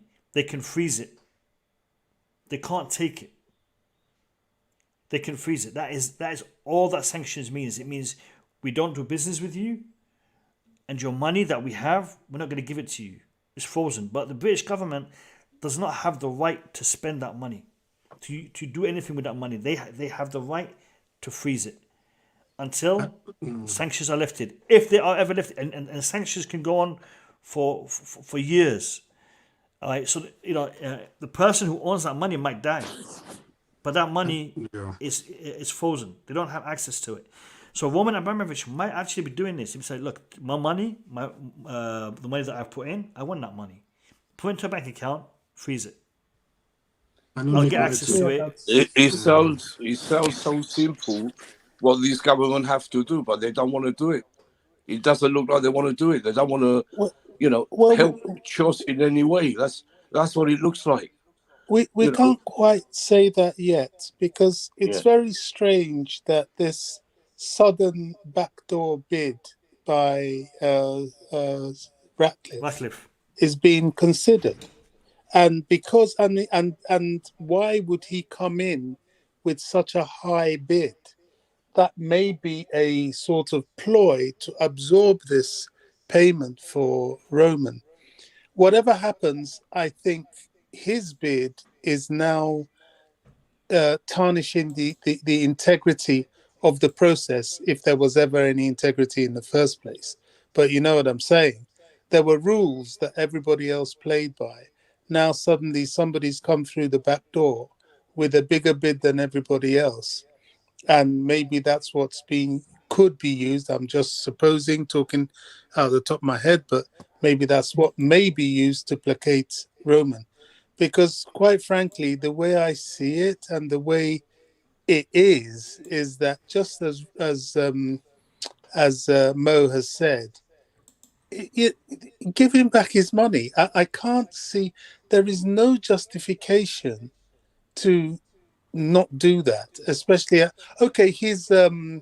his houses are frozen. They're frozen. He hasn't sold them, so they're just there. Although he could do the same with Chelsea Football Club, but the football club is slightly more complicated and more integrated into other people's lives it's a living than entity. your own home. Yeah, it's so a living entity. Yeah, so It's like Bobby. It's like what Yunus was saying. Could be a Ratcliffe move with the government for Ratcliffe to take over. I wouldn't be surprised either. Well, if that's the case, then that means probably they're trying to, pay him back his money. I don't know. You see, the whole thing, I didn't really want to. The whole thing, it turns my stomach. To be honest, it turns my stomach like nothing else I have ever seen. One, because of the love I have for Chelsea. Two, because it stinks. It just doesn't seem honest to me, for want of a better word. It just does not seem honest. And the whole thing, everything about this is, I don't know. If anybody can sit comfortably with what's going on, not just with Chelsea, the whole damn thing, it's not. No, I'm biting my tongue here. I really am. There's a lot I want to say, but I don't think it's sensible. Yeah, that's a lot of information. Does it say that what's the method of getting his money back can be stopped, or is the British government trying to stop what he's trying to do with the money, or is there anything are they able to stop him from putting the money in the accounts you mentioned? Eric, just 1 second, sorry mate. I want to show you guys something.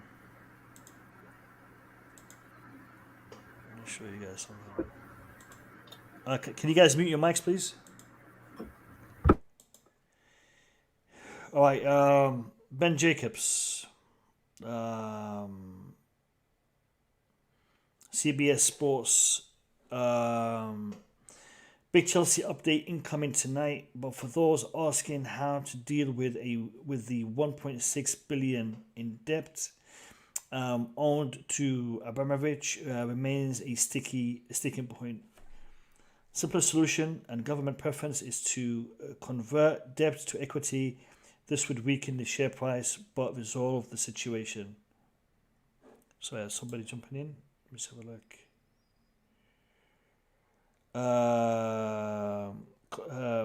Wait. Confessor. I'm not sure. What does that mean? One second. About a confessor, you need to jump out and jump back in again. Your mic isn't connected. What, they want to devalue the club by his debt? Hold on 1 second. Jersey-based Camberley are outside of the UK government remit. Company is believed to be Abramovich controlled. This means Forstron could make them pay now if so. If that was the plan, UK government would block the sale. Right, so if the money went to Camberley, which is the Jersey-based company, then they could pay it to Roman Abramovich directly. All right. So a new owner would effectively instead inherit debt that can't currently pay back. Right. And if they had to borrow extra to run the club because of a allocating fund to one day pay this back, they may also get less preferable interest rates, or they have to inject more of own money.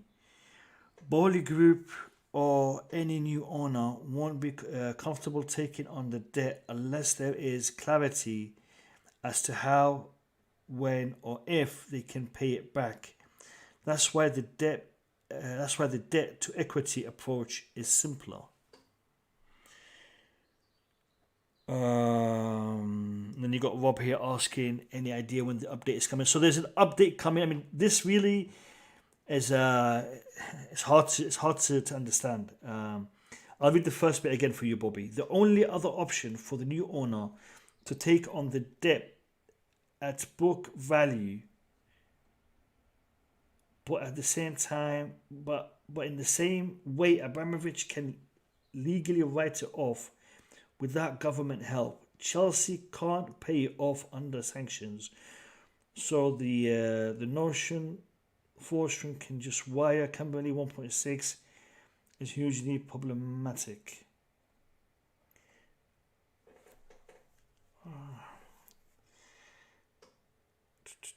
Mo, do you want me to break it down in layman's terms? Yeah, please. What all these things mean? I'm not understanding it. Go ahead, MDT. Go ahead. Okay. This is what I was telling you, that the government, you can pass any law, but guess what? When I mean the law is not legal, when I mean that, it mean that retrospective laws. Okay. There's agreement when it comes to international business. There are law you put in place to attract investors in your country. When those investors are there, they're not only going by your law, they're going by international business law. Those laws are always favorable to the investors. Government can pass a law. You can seize anything you want, but doesn't mean that the thing ends there. So you see that Jersey company is not under UK jurisdiction. Certain companies that are associated with Roman Abramovich, nobody can go after them because those countries have been given the anatomy or the whatever to do whatever they like. That's why you see all the Panama paper, nobody can do anything about it, things like that or whatever. Because the law, the international law, when it comes to attracting investors, is stronger than the country's law. That's the way it is. That's the way it is. You can pass a law, you can seize anybody's asset, you can do whatever you want. But it's not, that's just the beginning. What it's saying is, the company that's selling it, whoever is dealing with it, they're not under UK jurisdiction or any other these people that are putting sanction under Roman. So the money can be paid there. the UK government can pass. The reason why the UK government wants Roman to have the final say, you know why? They want to cover themselves legally. Whenever Roman want to come for them, they'll be like, oh, you agree to the sale. But by doing this move, that means even if Chelsea is seized and sold, even 20 years, 30 years down the line, Roman is not even here. Even his grandkids have a right to come and fight for the money that is owed to them, technically. So this is to cover. It's a legal move he's doing, which any smart businessman will do it. The government can seize the club. They can do whatever they want with it. Okay, they can even say, oh, we don't care about what you say. But by him stating this right now, whatever happened, the government know that they've been put on notice to say he never agreed to their terms and conditions. Whatever they do right now, in whatever years when the sanctions are lifted or whatever, if he cannot come for it, he's not here anymore. His kids can, his grandkids can, it's his assets. He hasn't let it go. So that's the thing. I believe that that's the move he's doing, is to protect himself. That's what he's doing. It's a legal move. If he doesn't do this, it's stupid. It's a stupid move. MDT, the move is it's targeted on Chelsea Football Club. MDT, I'm getting echo from your mic. Go ahead. So the problem with it, I fully understand what you're saying, and he's well within his rights to do that, and it's a smart move by him, but it's damaging to the club, very, very damaging. Now, if they are, I still don't quite understand the legitimacy of putting that debt on equity. What that translates to me is that they have transferred the debt to the value of the club.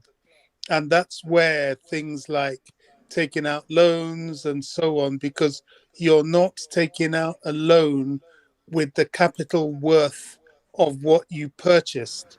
If you're taking out a loan on a property that is not this, it's undervalued, it's below value because of the amount that.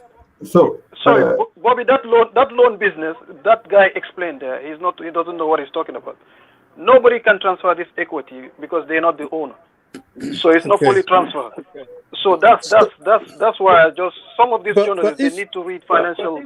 If I can just understand, MDT, if now as he's come out and said he wants to be paid back, and they say right, no, you can't be paid back.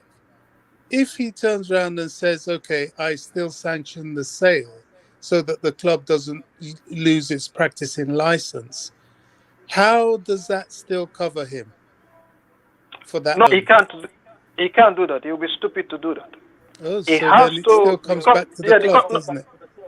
No, what I mean, what he's doing right now, it doesn't mean that the government cannot do whatever they want. The government can still go ahead and do whatever they want.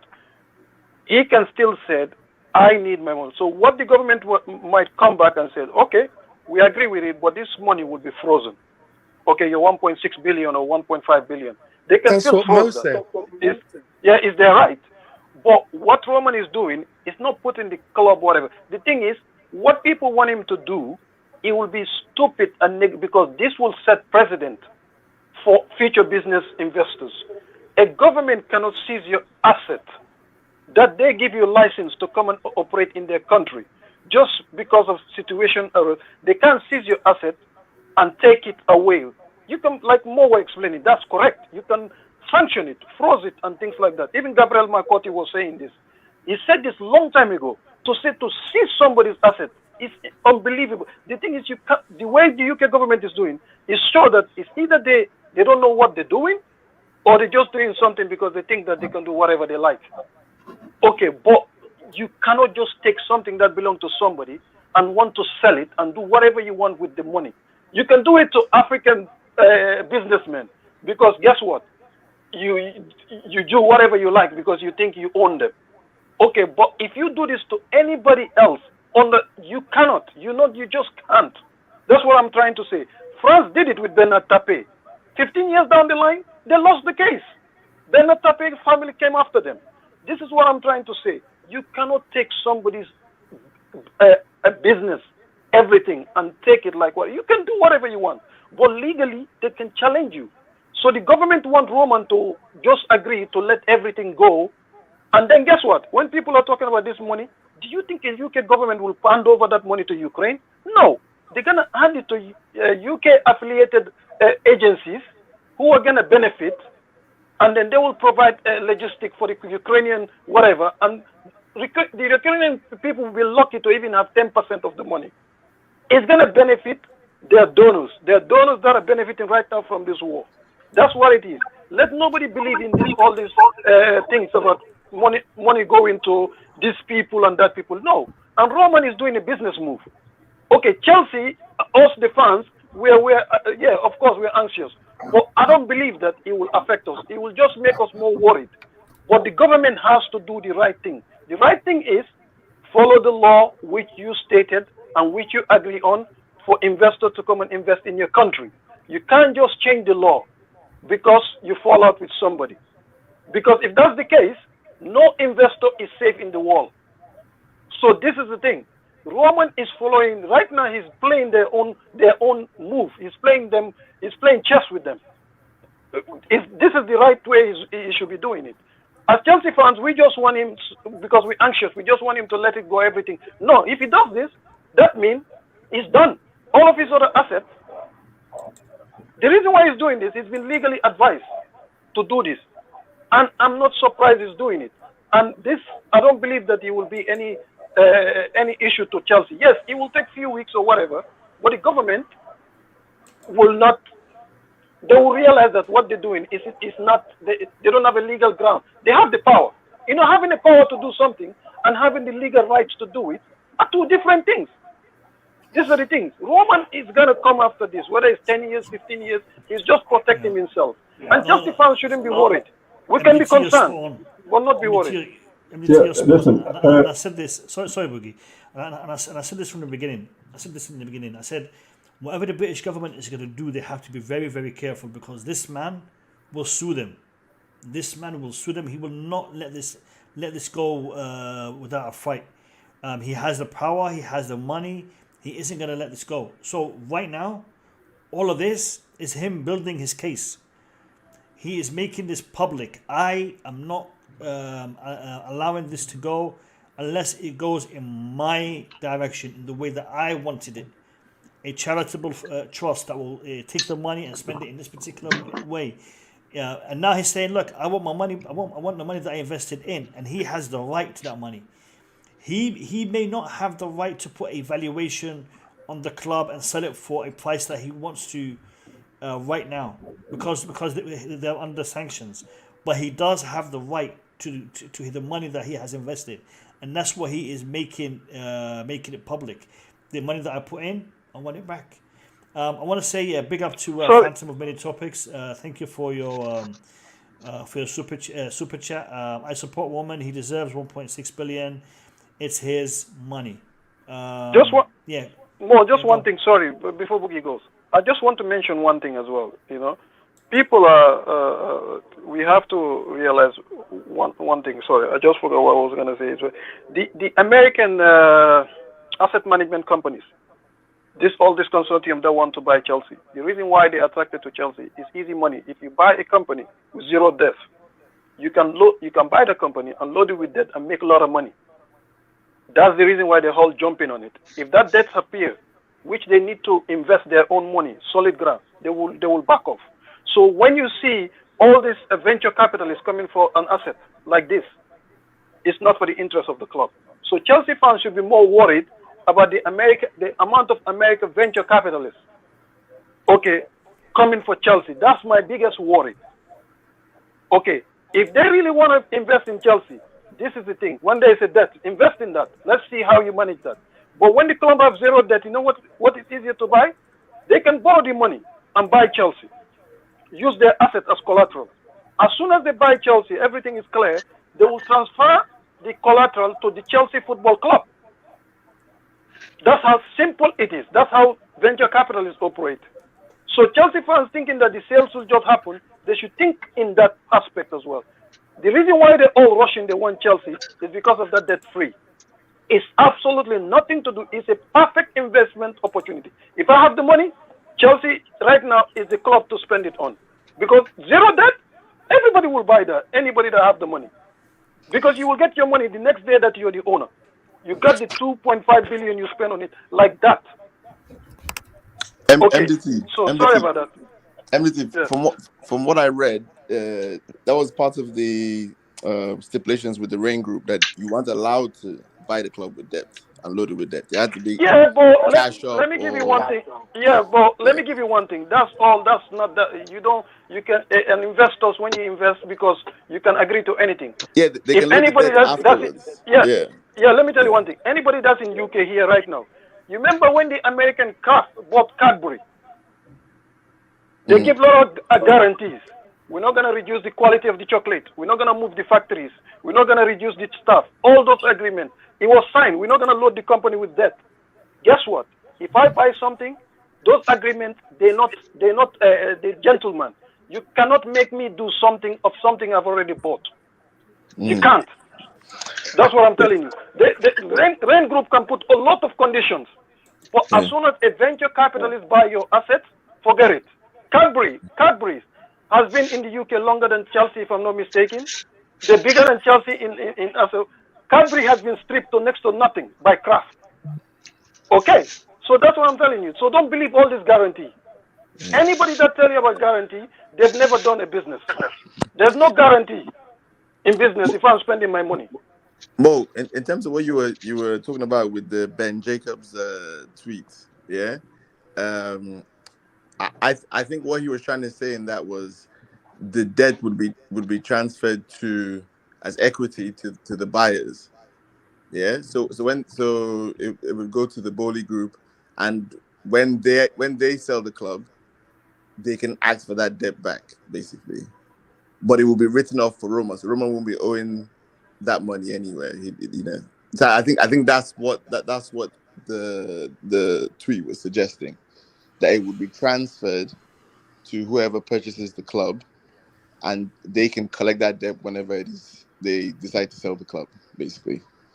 Yeah, but sorry. That I got, but at the same time, it does not help women.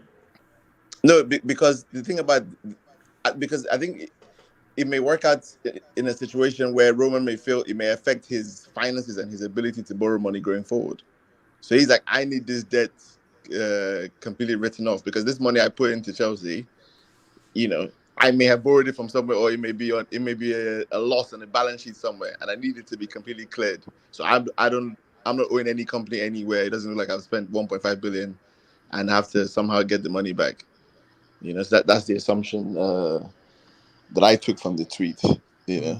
I don't have any financial background, but when I was reading it, I just did a quick research here, and the way I understood the tweet is, in fact, 1.6 billion. The guy said equity to debt should be the easy way. That just means the 1.6 billion will be given to Roman, very much it, because equity by definition is the value that is the amount of money that is returned to the shareholder when the company is liquidated. So right now it's 3 point something billion. That's the value of Chelsea. So the debt, in fact, is the 1.6 billion that isn't it. So that means if they converted equity to debt, that means the 1.6 billion is coming out of that selling, and that money is Roman. So I think it's always now the government to accept the principle. If that 1.6 billion, Roman will have access to it or not. So the government needs just to listen. let that go. They're not going to give him 1.6 billion. Like this is small change to the government. You know what I mean? Like, this government can, probably by the end of this, they might spend like 100 billion on the war in Ukraine. Come the next couple of months. Like this is. There's no way they're going to back down on this. They're not going to allow him then to Roman will never get the back money. down also. So we see what it goes. No. The thing is, it may be resolved in 10, 15 years. Because I think there was, I think, what's the Russian guy's name? The guy was Arsenal. He sued the European Union. I think 4 or 5 years ago, they sanctioned him for something, and eventually he ended up winning. But it's a lot easier to do when it's just one country or it's just one whatever. But if you're getting sanctioned all over the place, and the heat is on, and there's a war, and you feel like you're under threat for your life. It's just not that easy to move, So Yeah, I you just have don't to know. win in one country, and then it's like a goal. If he managed to fight it in the UK, Yeah. I'm pretty sure US will back down. Also, it's simple as that. Mm. He's a billionaire. I mean, listen, just fight it. He will fight it in one country, and that's how it goes, man. He's only sanctioned in the UK. He's not sanctioned in America. And I think I don't. European Union as well. Yeah. I'm hearing that he's looking to invest in clubs in Spain, in France, in Turkey. Now, So he can't. Turkey is outside the European Union, so he can do it there. Yeah. Obviously, he has the whole of the Middle East he can invest in. Israel as well, but the European Union have definitely sanctioned him, and the UK have sanctioned him. So those. Turkey is within the European Union. Yeah, but they're like I Is don't know how to Turkey describe it. They trying? have their own. They're like semi in, semi out. They have their own. Turkey is not part of the European Union. No, Turkey is not. No, It is. it's not part of union. the. It's not part of the EEC. It's not part of the movement. I think it's part of the market or something like that. Is it the common market or not the? You have the EEC, the EEC or the EUC. Basically, it's part of the European Union, but it's not part of the monetary fund. Yes, that's my point. Yeah, They don't follow the sanctions because they're not involved in the monetary fund. Exactly. Yeah, that's what I was trying to suggest. Oh, it's craziness. But at the end of the day,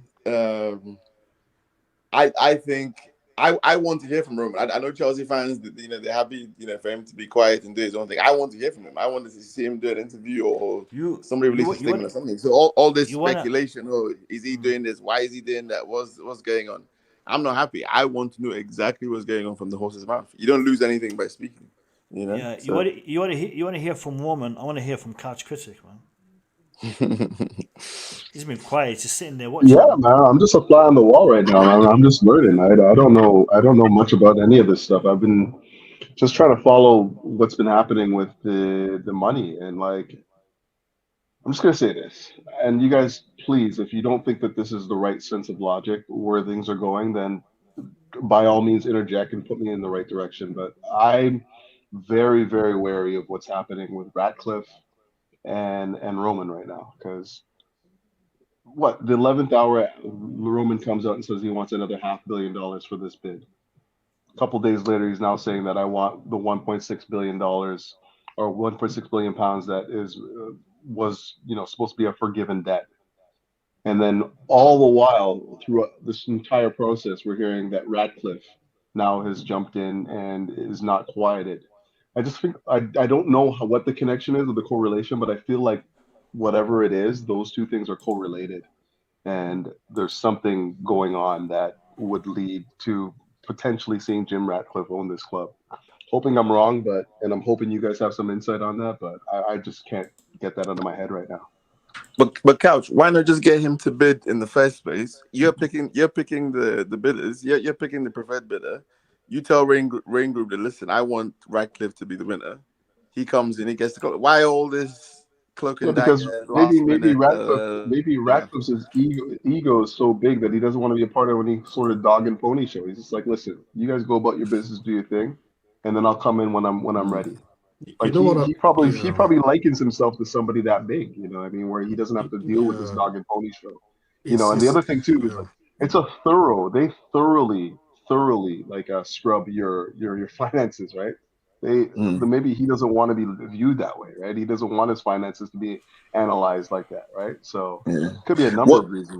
What's strange is it seemed to happen on the same days. Apparently, from what I read in the article, Roman made this request about getting his money paid back on Friday. It just come out in the news now, but he made it on Friday, and that's also the same time when Ratcliffe's bid comes in, I believe. You see what I'm saying? Like, it's just too many coincidences there for me, and big money involved too. The other thing is the money, just the sheer amount that Ratcliffe bid. I didn't even know he could, bid something that high. I was actually quite surprised when I saw that, because early on when we were hearing about him being interested, being a season ticket holder, I just assumed, he just didn't have the funds to even be involved. What? He's got the funds, bro. Right. They said it's He's worth a 20 tax billion. dodger, man. The man made $4 billion just by moving to Monaco, man. Right. Serious king, man. Man made his $4 billion just moving to Monaco. So it's very strange though that, like you said, it just came in the last minute, because I didn't know. From what I saw on Twitter, he just, either he wasn't, able to be involved, which obviously he says not right, or he just wasn't as interested, or maybe he was just looking at things from a distance. Didn't he want to buy the club in 2019? He did. Yeah, he did. Eric Blue, that guy, if you put his net worth together with the net worth of Ionos, his company, his chemical company, you're looking at about £80 billion. That guy's not he's a big boy. Well, he's You know got the what I'm money. saying? No doubt. He's No the doubt. richest man in Britain, right? Yeah. Then he should get a club, man. I don't know why. He should get a club. I think Ratcliffe, the reason why he played it this way is because of when the bidding war was going on, all the owners were being scrutinized, and he's a tax exile. So the last thing you want is to be in that, and you being this rich and you're not paying us taxes in your home country, you resident in Monaco and things like that. I believe that's why he backed off and said, I don't want to be part of these shenanigans. That's so partly him why coming I'm suspicious of him. That and the fact that he owns Nice. Yep. He's a bit dodgy. Yeah, no, they're all dodgy. Bobby, believe me, Rich, there's no wealth without a great crime. When it comes to wealth, they're all dodgy. No, I mean dodgy in terms of conflict of interest and future controversy. As long as Nice and Chelsea are in the same competition, it's not actually. They have to be separated by two divisions. If they're in the Champions League, then that's when it becomes. If Chelsea is in Champions League, Nice will be relegated to the Conference League. But the thing is, I believe Ratcliffe will be the government's preferred bidder right now, because the reason being is, like I said, if Roman has a choice between them two, he will go for Ratcliffe any minute. Okay, as much as Ratcliffe is an industrialist, he's a venture investor as well, but that is a single owner. That's different. When you are owned by shareholders or whatever, you are in the stock market. You are who's better? Who's better? No, a single owner anytime. It's a better for the fans. It will be better off for them, but for the running of a club as well, a single owner is better, because when you have shareholders. Sorry to interrupt you. The thing is this. I'm keen on the philosophy that Todd Boehly brings in. I'm also keen on the centralization that Jim Ratcliffe brings in, because decisions will be quicker, but will they be the right ones? And this is the issue. Ratcliffe has no stadium plan. He has no plans in place, whereas Boehly is well prepared with all his plans in place. I think that's significant. Yeah. Bobby, well, you guys are making one mistake. Let me go. MDT 1 second. I just want to say this. I heard yesterday when this started coming out that about the plans, Ratcliffe. Todd Boehly came across better for everyone, I think. But I heard the supporter groups were going to meet with Ratcliffe this week. So, he's still there. So we don't know what's going to happen. He met with the Chelsea Trust as well. Yeah, he's met them, or he's going to meet them. I don't know. He hasn't met with everyone. But he's going to meet all the only person that I heard that he hasn't met with coach, so let far me talk, man. Was what's his face? Paul Cannibal. But he's going to meet with everyone. I'll text Paul Cannibal because I'm close with him. I'm waiting for him to respond. Maybe he will say something. And let's see what happens. But Ratcliffe has a big chance now because the government, they will want him. They will prefer him. He's British and the one, but I don't know what's going to happen. I still think in my heart that Todd Boehly will come out of this. Let's see what happens. Yeah, so what I was going to say, Nick, with all this plan, Bobby, you guys are saying about the stadium or whatever, when you are own, let me just paint a picture here. All of us here, you see, like let's say we all shareholders in Blue Lounge. You see the disagreement? Imagine if we have to spend money. So this is the thing, with Boehly, he might have all this plan. But if one or two shareholders say, hang on a sec, why are we spending $2 billion to build a new stadium here when we can get it cheaper elsewhere? It doesn't make, this is the thing, when it's a group, it's different, even in family-run businesses, because it is really hard to have a consensus. You can agree on one thing, but as soon as it's time to take the money, to put the money on the table or to sign, one or two people will come and say, it doesn't make financial sense. I'm not going to involve this. It's too much sentiment involved. Boehly might have all this plan, but it's a consortium. Consortium never, ever operates smoothly. Okay. Yeah. You remember but, even Liverpool, when they wanted to move out of Anfield, they end up staying because Todd of Boehly consortium. already said he wants to redevelop Stamford Bridge. He didn't say he's going to move out. No. That's what I'm talking about. I'm talking about the redevelopment. If it doesn't make financial sense, because it's a group of people, they will. Nick, I believe if you sit in business, meet a group of even a family-run business, which it's very difficult for everybody to come into agreement because one or two people will look at. I agree with you. Look at the money. Yeah, but what did Boehly say? He talked with the groups, he talked with the trust, pitch owners, and he said he wants to redevelop the bridge. He must have had a talk with all his investors. That doesn't make sense otherwise. I mean, I'm just wondering quickly about Man City's the way they set up and their structure, because from what I understand, they're owned by estates. Yes, they're owned by Sheikh Mansour, but the way it looks to me, it's more of it seems like a consortium sort of approach, because there are many people involved. It's a group effort. There isn't, obviously Pep is at the top because he's the center of the whole thing, but it's more like, it seems like a situation where there isn't an obvious, obviously we know that, like I say, Mansour is the owner, but he doesn't really get involved as the person who makes the major footballing decisions. So I'm just curious about, what is so different about teams like City and Liverpool?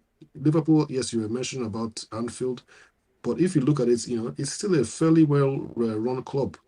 It's one of the best-run clubs in the world. Yeah, if I can just come in on this, please, MDT. MDT, I fully understand what you're saying, but if family-run businesses and consortiums didn't come to consensus, no company would be going or achieving anything in this world. I think what Eric Blue has said is quite right. If you look at the Boehly model, I think he's the 66% or is it 65% greater owner or greater share owner for the club. So not only is he sort of the head of the consortium, but he will always carry a swaying vote. Now, if you think that people will say things like, "Oh, this isn't financially viable, I won't invest in it," to my understanding, and please correct me if I'm wrong, a lot of the investment is upfront. For example, the investment into the stadium is already an upfront investment, which means if you have a consortium, you would have already collected your commitment in writing from the other members of the consortium towards this objective. And this was where the Ricketts fell down, because they couldn't get that written commitment within the members of their consortium towards Chelsea Football Club for whatever reason. But Boehly has. Also, I think there's the 1 billion commitment to investing into the club, which is, I think, the playing staff at all levels of the club. So it's at least in the initial stage, it may not be as difficult. It is perhaps further down the line where fresh agreements need to be drawn up that maybe some arguments might seep in my understanding. I wanna just So, clarify something. Sorry, Mo. Claire Claire Lake Capital owns 66% of the bid, not Todd Boehly. Todd Boehly, he is the one who is tasked with running the club. Todd Boehly's Okay. net value is 3.5 billion, so he can't afford to own Chelsea Football Club by himself. However, he is the one who is going to be tasked with the strategy, with the implementation, because he has got experience in running sports teams. So So, he's gonna be the one that puts the blueprint for the club, and he will be the one enforcing it. But in regards to where the money is coming from, this is where it's coming from. Clear Lake Capital. so Clear Lake, to my understanding, Mo, have already made a financial commitment. So he would have put down his plans per se, and they will bankroll or commit themselves financially to those Correct. plans. Correct. So as I've said, like in the initial stage, it should be quite smooth. It's only later, perhaps after they've built the stadium, invested in the team, and this and that and the other, and it comes to right. Okay, we've got here now. What do we do now to start reaping in profits? That perhaps some dispute may arise. But remember, they're in this for the long haul. They've also committed to a minimum of 10 years. So there's plenty of time for them to iron themselves out and to make long. It's not a short-term investment plan. So the whole thing is quite sound. I understand what people are saying about the single ownership of Sir Jim Ratcliffe. But as I said, I'm quite concerned with that because if you don't have a plan, there's nothing worse than doing something on the fly. It's best to be organized. I mean, you see it from football on the football pitch. You go out to play a team and you're not organized. You're all over the place, and they run rings around you. Not to mention going into a high finance business like Chelsea Football Club. Now, that doesn't take any away from Jim Ratcliffe. He's obviously an extremely successful man. But if you have a well-rehearsed and cast iron plan that has been put in place over a number of years, like quite clearly Todd Boehly has been planning, I think to me it seems to make more sense than somebody who, although he must have been planning for some years because he also wanted to buy Chelsea, I think, in 2019. But has he been planning on this for this particular project? I don't know. Time will tell. I don't know. Yeah, I was just going to jump in on that, Bobby, because it's the exact same thing. The thing about this this Radcliffe bid is just the fact that was so silent. Like it was airtight up until what, last week. So we don't know what his plans are. He's not gone through the same process as the Rain Group with Boehly and then the rest of the consortiums and whatnot. So we don't know. Like the only thing that we have is that statement that he put out whatever, like last week sometime about, oh yeah, we're gonna invest this much money into the redevelopment of Stamford Bridge. We're going to put this much money into the playing staff.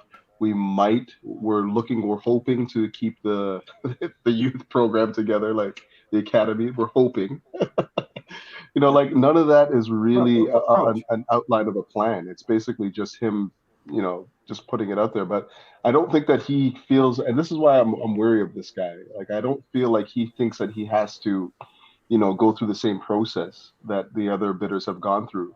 And I don't think that he is like, the fact that he even met with the pitch owners is surprising to me because I didn't think that he was even invested in doing any of that stuff. The last time he put the bid in, just going to finish up here. The last time he put the bid in, the stumbling block for him was the actual sale of or the redevelopment of Stamford Bridge. He said it was just too expensive. So what's changed between, like a couple of years ago and now? If anything, it's more expensive now. It's scary, isn't it? I mean, that just says he wants to come and do what he wants. And if he is going to build a stadium, it ain't going to be at Stamford Bridge. More than likely. the Ratcliffe or whatever his name is, listen, he's a multi-billionaire. He's not going to buy Chelsea and just destroy his own image. That's the only thing those billionaires have, their image.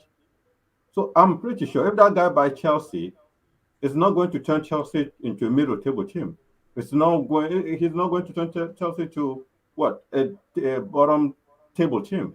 He's only going to invest his money just to satisfy his pride. So I just don't know all this. Todd Boehly, like we all, I'm pretty sure we all witnessed a company being bought by another entity. They have to restructure the entire company. All those positions that are double, they're trying to optimize them or they restructure pretty much everything. Bobby is talking about the initial investment. There's nothing sound. Like it's just a bull. There's no initial commitment or anything. Every time someone buy a company, the first thing he's doing is saving money, optimize all the position, and then will tell you, yeah, I will do this, I will do this, I'll do this, I'll do this, but will never give you a timeline on it. There's no way they're going to tell us in 2 years we're going to build a stadium. No, they don't know what are the adversity coming from. They have to manage a company. They can promise a stadium. They can promise this. They can promise this, but never in my adult life that I saw all those. Even the company that I'm working on was bought, restructured, and everything. All those initial promise, none of them. They didn't do anything. It's all about, yeah, the plan is there, but now we need to optimize, we need to make the company better, we need to make us be competitive, and all those things. Those are the crap they always tell us till now. It's been 10 years that I'm with that company. Those initial thing commitment mean nothing to those people. That's how it goes. So I'd rather have someone that is multi-billionaire, that have some pride, that have something to protect his image, that I'm pretty sure with him, he's never going to let Chelsea go at the bottom of the table, or he's never going to shy away of investing. I'd rather have him own Chelsea. So Yeah, the road to hell is paved with good I don't intentions. care because I don't even trust the consortium anyway. The other people, anyways. That's how me I see the whole thing. I don't trust any of them, and the road to hell is paved with good intentions, as far as I'm concerned. You can go in with all the right ideas and the right this and that, and ego. If you're saying that he's going into it for his ego, I don't know if that's the best motivation right now, man. I think I that's the don't think best that. motivation because he's a multi-billionaire, and he's Yeah, never but going to like, be accept All only right, the club in all Chelsea. right, all right, all right, all right. Listen. Let me twist this. Let me twist this. And by the way, I was only supposed to be streaming for like half an hour after Eunice, but I'm loving the discussion. So let's keep going. I wanna twist this. We've heard, we've seen, we've read. What do you guys think is gonna happen? What's gonna happen, in your opinion? Okay, I'll so come can I in answer this. this just before I go? Because I No, need Go to on, go man. and eat. I need to go and eat now. here you go to Go on, NDT. man. Go on, man. Um, to be honest with you, I don't think much will happen. The thing is, either the government agree to the loan agreement or whatever, so pay it and sanction the loan itself and put it on a trust or whatever, and until see what's gonna happen. If they agree to that, I think everything will go smoothly. But other than that, I don't see anything moving forward. And also about all this agreement or whatever, Boogie is right. The reason why I don't understand Bobby might should know this better than anything. Don't believe in any agreement that is signed when a company is being taken over. It's all not true. I don't want to use the word. You can go in check in the UK high street, whether it's Mothercare, whether it's just check all the big all the biggest companies you've seen in the world. When the cooperative was taken, when Abbey National was taken over by Santander, you check it. Everything that was agreed is a lie. They're telling you this to win you over. That's what business is. Business is not. They will tell you this, and when they look at the book, they'll be like, we change our mind. You'll be like, oh, you look at the book already before you bought it. Say yes. But now we're in it. The reality is different from what we thought we could do. And that's the magic word. Restructure. Okay? Yeah, So and whatever sorry, Chelsea NDT. fans You think go. this. Yeah, Hold sorry, on, Nick. hold on. Just one thing before Nick comes in. Liverpool have scored 3 goals. Yeah, the goal scorers Sadio Mane, Luis Diaz, and Fabinho. Do you know their combined contracts are the equivalent of Romelu Lukaku? I've been saying this. I've been going on about all this Three money players, we their pay our combined players. contracts. Let me just forget about that. But the final thing I'm saying is, with Todd Boehly, the structure for me, when you have a excellent business plan like they're doing, that's when even I'm worried, because I don't believe it. I don't believe anything that somebody that come with this near perfect plan to say, I'm gonna do this, this is what I want to do it, whatever. It doesn't work like that. That's not reality. You have to be in it to realize reality. Okay, so that's the thing. I'm skeptical. When it comes to takeover, I'm always skeptical. And also with Nick, you talk about Man City. Man City is totally different. It's owned by one person. He's the ruler of Abu Dhabi. He is and his what's the other guy? Sheikh Mansour own it, and is it Khartoum? Khartoum run the club. Yeah, Sheikh Mansour is the Minister of Foreign Affairs. Yeah, United Arab Emirates. Boy, he's the ruler of Abu Dhabi, isn't he? Yeah. Okay, so the thing is, and Khartoum is the chairman, run the club directly from Sheikh Mansour. And then Khartoum employ Bijiri Stein and whatever. They work with Pep Guardiola. So that is totally different. It's just like Chelsea, but we have Marina, we have Bok, and them lot. That's the problem. That's the only difference. We don't have football people there. We have bankers, lawyers, things like that, people that are in finance. But Manchester City have a finance. Yeah. I mean, see, sorry to interrupt you. Also, those people have a passion for football.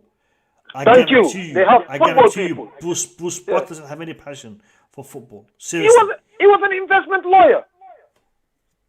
Marina was working in oil industry. So come on. And look at even the guy working next to Marina. He was in the same. Everybody in the Chelsea board, they're not still related to football. So that's the difference. And look at Liverpool. Liverpool, the guy doing all the signing is a football guy. He's an analytic guy. Okay, it's owned by Consortium, but the Consortium, they let football people run Liverpool. Okay, and also even Liverpool fans, they are not happy with the investment that's been put into the club. They are lucky they have a very, very good manager. Because even the beginning of the season, Liverpool fans were complaining. Consortium don't put money in clubs. Let me be honest with you. You'll be lucky if you have a very good structure, a good manager, and a good scouting. That's what Liverpool has. But if you check, Liverpool's Consortium have not put money. If you speak to any Liverpool fans, they will tell you that. They've not put money in the club. Okay, the club is running itself because they have a good scout and a good manager. Okay, that's what we lack in Chelsea. You think a Consortium will come and just make everything perfect? No. When they come in, they're gonna restructure the club, and that's gonna be painful. So Chelsea fans should be aware of it. Not say, oh, they agree on this now, they're changing it. No, that's normal. That's how business works. You are allowed to change your mind. It's your money. You invest. It's your toy. Sorry about that. Yeah, that's what. Yeah, That's you said. Yeah, I agree with some of what you said, but it's the same thing with Ratcliffe if he comes in, or any other owner. We don't know. We won't know nothing till somebody actually comes in, And but you say Boehly does come in, after I don't know 6 months, 1 year. I can't see more than that. He's going to put his own football director. Marina's going to go. Bruce Buck will go for sure. I'm sure that will happen, but it ain't going to happen straight away. But I like the idea of Boehly. Ratcliffe, for me, is just a billionaire. He wants to be a multi-billionaire. It's all about money. All right, Boehly, it comes along better. It comes across better, and I still believe he's going to be our new owner. I don't care what Ratcliffe does with the government. They can, do what they want with each other, but it ain't going to happen. That's what I think.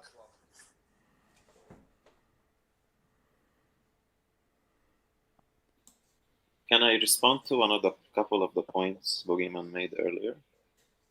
Yeah, please do. I'm coming after you, Boogeyman, today. So he was discussing a couple of things regarding the ownership in regards to having one owner that they care about their image. Look at Mike Ashley, for example. He's one owner, and he's very rich, by the way. Horrible owner, and he did not care about his image at all, even though Newcastle fans were used to despise him. I think Newcastle fans hated Mike Ashley more than Arsenal hated the Cronkies. He doesn't care.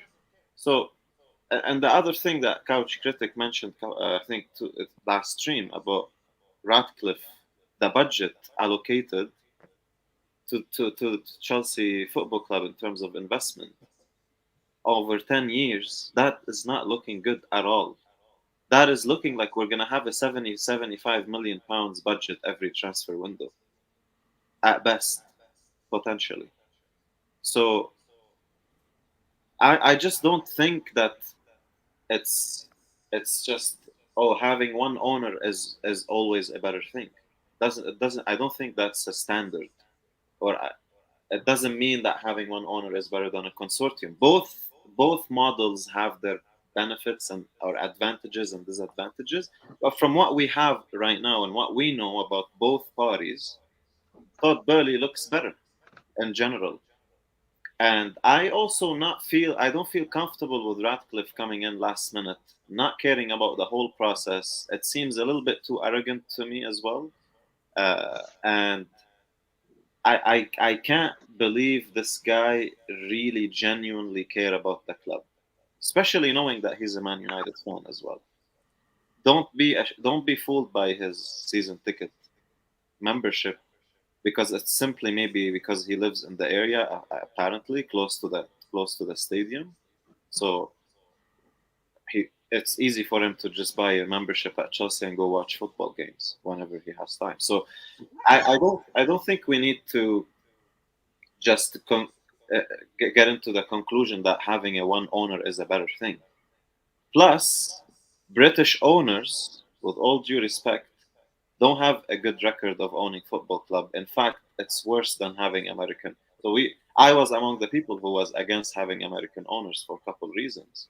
British owners are worse, and there is many examples out there. Yeah, and like I think it's just important to know, like we have such limited information on all these guys. So that's why I said before, I have trepidation about pitching my horse to any of these guys. Like I just don't know, like Boehly says all the right things, but as MDT and Boogie have said, like consortiums are difficult. It's difficult to get things done that way.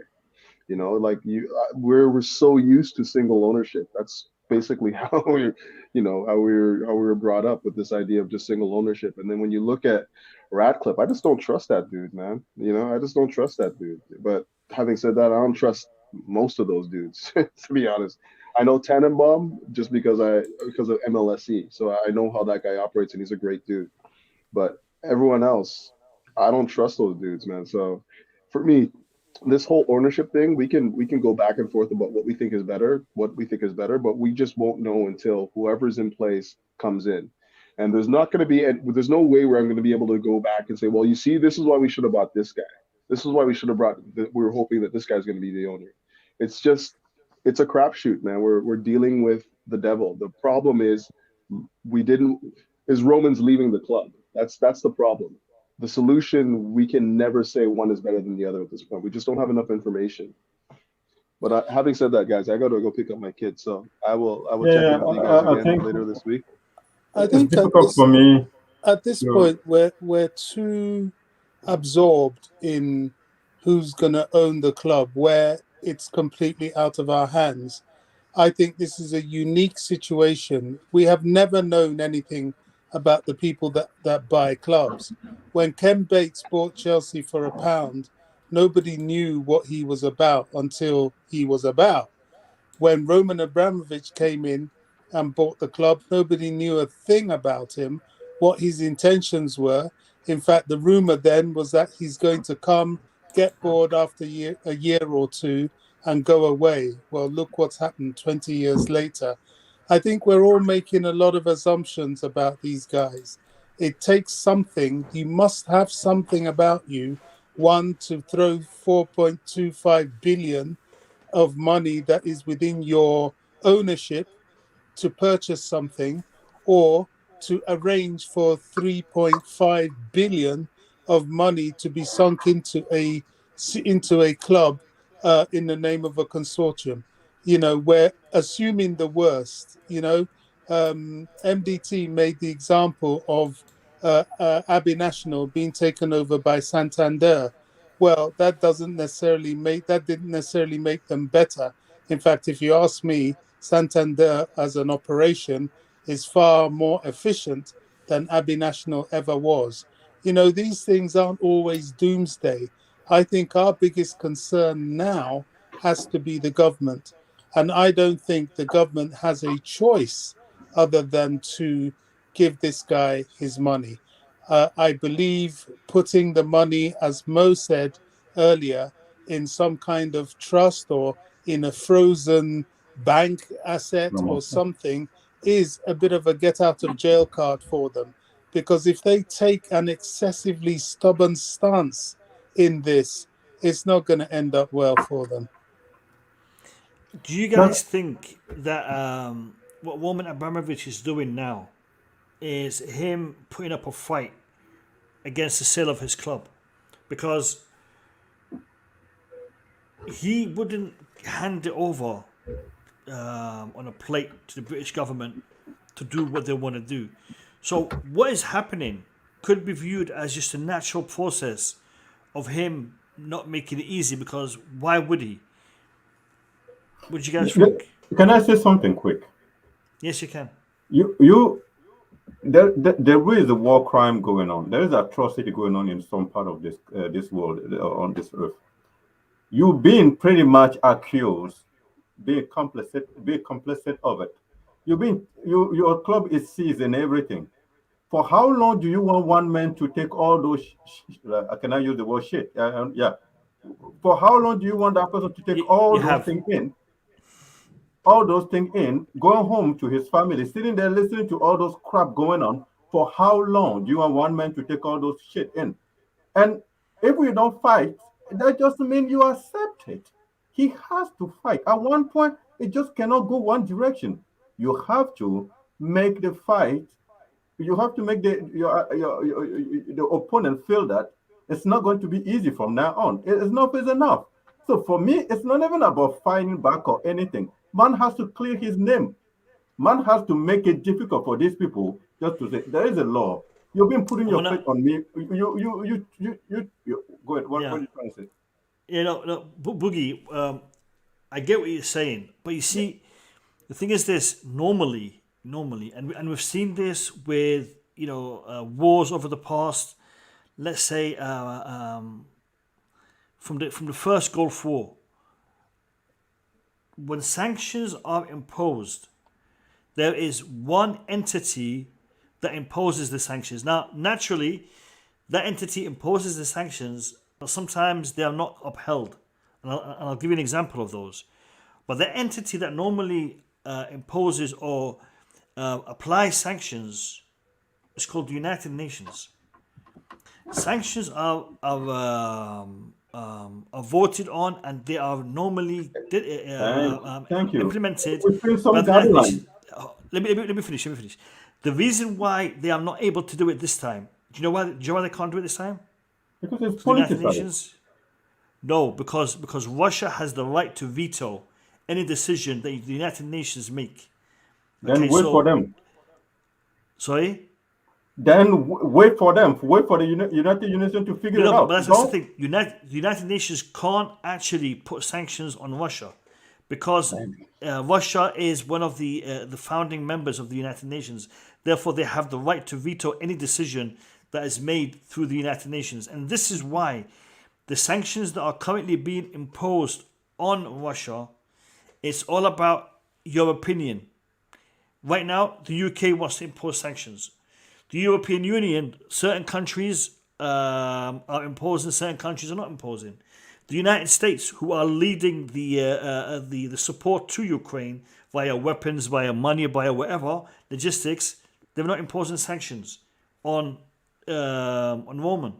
So this whole sanctions issue doesn't carry a lot of weight legally.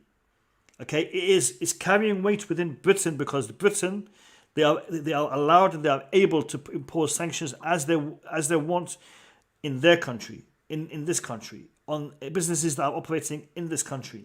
However, when it comes to Roman Abramovich, he is able to take this fight on when it comes to his investment, and he has a lot of money. I mean, 1.5 billion loan is not peanuts. It is not peanuts. Okay, small countries can live on that. Small countries can live on that kind I of know budget. countries that can live on us. So we should expect Roman to put up a fight, and like MDT said earlier, he is setting up the basis for a legal fight in the future, and that's what he's going to do. But I'm not even. Sorry, I'll let you come in next, Boogie. But my issue is this: Chelsea is the victim here, not Roman Abramovich. Chelsea is the victim here, okay? Because end of the day, this is the one who is going to be injured. This is the one who is going to be paying for this for years to come. I guarantee you, this will not be something that will be resolved in a season or two, because even when a new investor comes in, when a new buyer comes in, should it happen in the way that we are expecting, it is going to take a long time before Chelsea Football Club will stand on its feet and start to perform the way that we want it to perform. Go ahead, Boogie. So let's say this whole thing the sanction goes through. Roman say, okay, 1.5 billion, I don't care, and everything. In 5 years, people will keep talking about this. Roman descendant will hear about this. Your grandparent or your father was part of the Putin thing that invaded Ukraine. That thing will always be attached to his name. Man, it's not even about money. It's about the fact that you have to fight it back. You just have to put up some fight. So when this thing was being told in the history, people know you defend yourself, you defend your family, you defend your name. The same thing happened with this. I think if you guys pay, it's not football related, but Johnny Depp and all those crap that are going on right now. At one point, you have to put some fight to clear your family name. That's what he's doing. And right now, if the UK government feel like they are in fault, they just have to back down and give the man his 1.6 million and everybody 1.6 billion. Everybody just part away. That's all it is. We Chelsea. Listen, if Chelsea today is closed completely, Roman is losing anyways. But if Chelsea right now is closed, who is losing the most? Yeah, Chelsea fan. Where are most Chelsea fans are from? Great Britain. If they cannot fight their government, that's their problem. That's it. Roman is losing anyways. So one way or the other, Roman is out. So Chelsea closed, there's going to be unemployment in London. In London, there's going to be this. A lot of stores going to close. What that Roman has to do with all those? The government should take care of it. So for me, if I was Roman, I keep saying, Boogie, as much as I love this club, you're talking about history. You're talking about legacy. When does a country have a club that wins the biggest trophy on the planet, and then they win the World Club Cup the next season, and then the country itself decides to destroy that club? Historically speaking, that's what people are going to look back at this and they're going to be like, yeah, there was a club called Chelsea. I mean, God forbid, we get to this, but if things go bad, there was a club called Chelsea that won the Champions League for the second time in their history. Then they won the Super Cup, and then they won the World Club Cup. And then a war happened. And that country decides to destroy one of its best cultural assets. Because that's what's happening. That is what's happening. Yeah. The British government, this government, is destroying one of the biggest clubs on the planet that happens to represent their capital, that is known to be the pride of their capital. They are destroying it with their own hands. Yeah, they're trying their best to destroy us. Yeah, you're you're 100%, you're you're 100%. completely right, Boogie. Yeah, you're completely right what you're saying, but they can try as much as they want. You know, I promise you, we're not getting out of extinction. I know that in my heart. Something tells me in my heart. You know, I might be. I don't think I'm wrong. I know what you're saying. We all, we all have feelings. We all think the worst, but I still think Chelsea is too big to, for Roman to let that happen as well. I don't think Roman would do that. Yeah, Boogie. Sorry. Hey, no, no, I understand it. Listen, I don't want Chelsea to go. Like, I'm a fan also.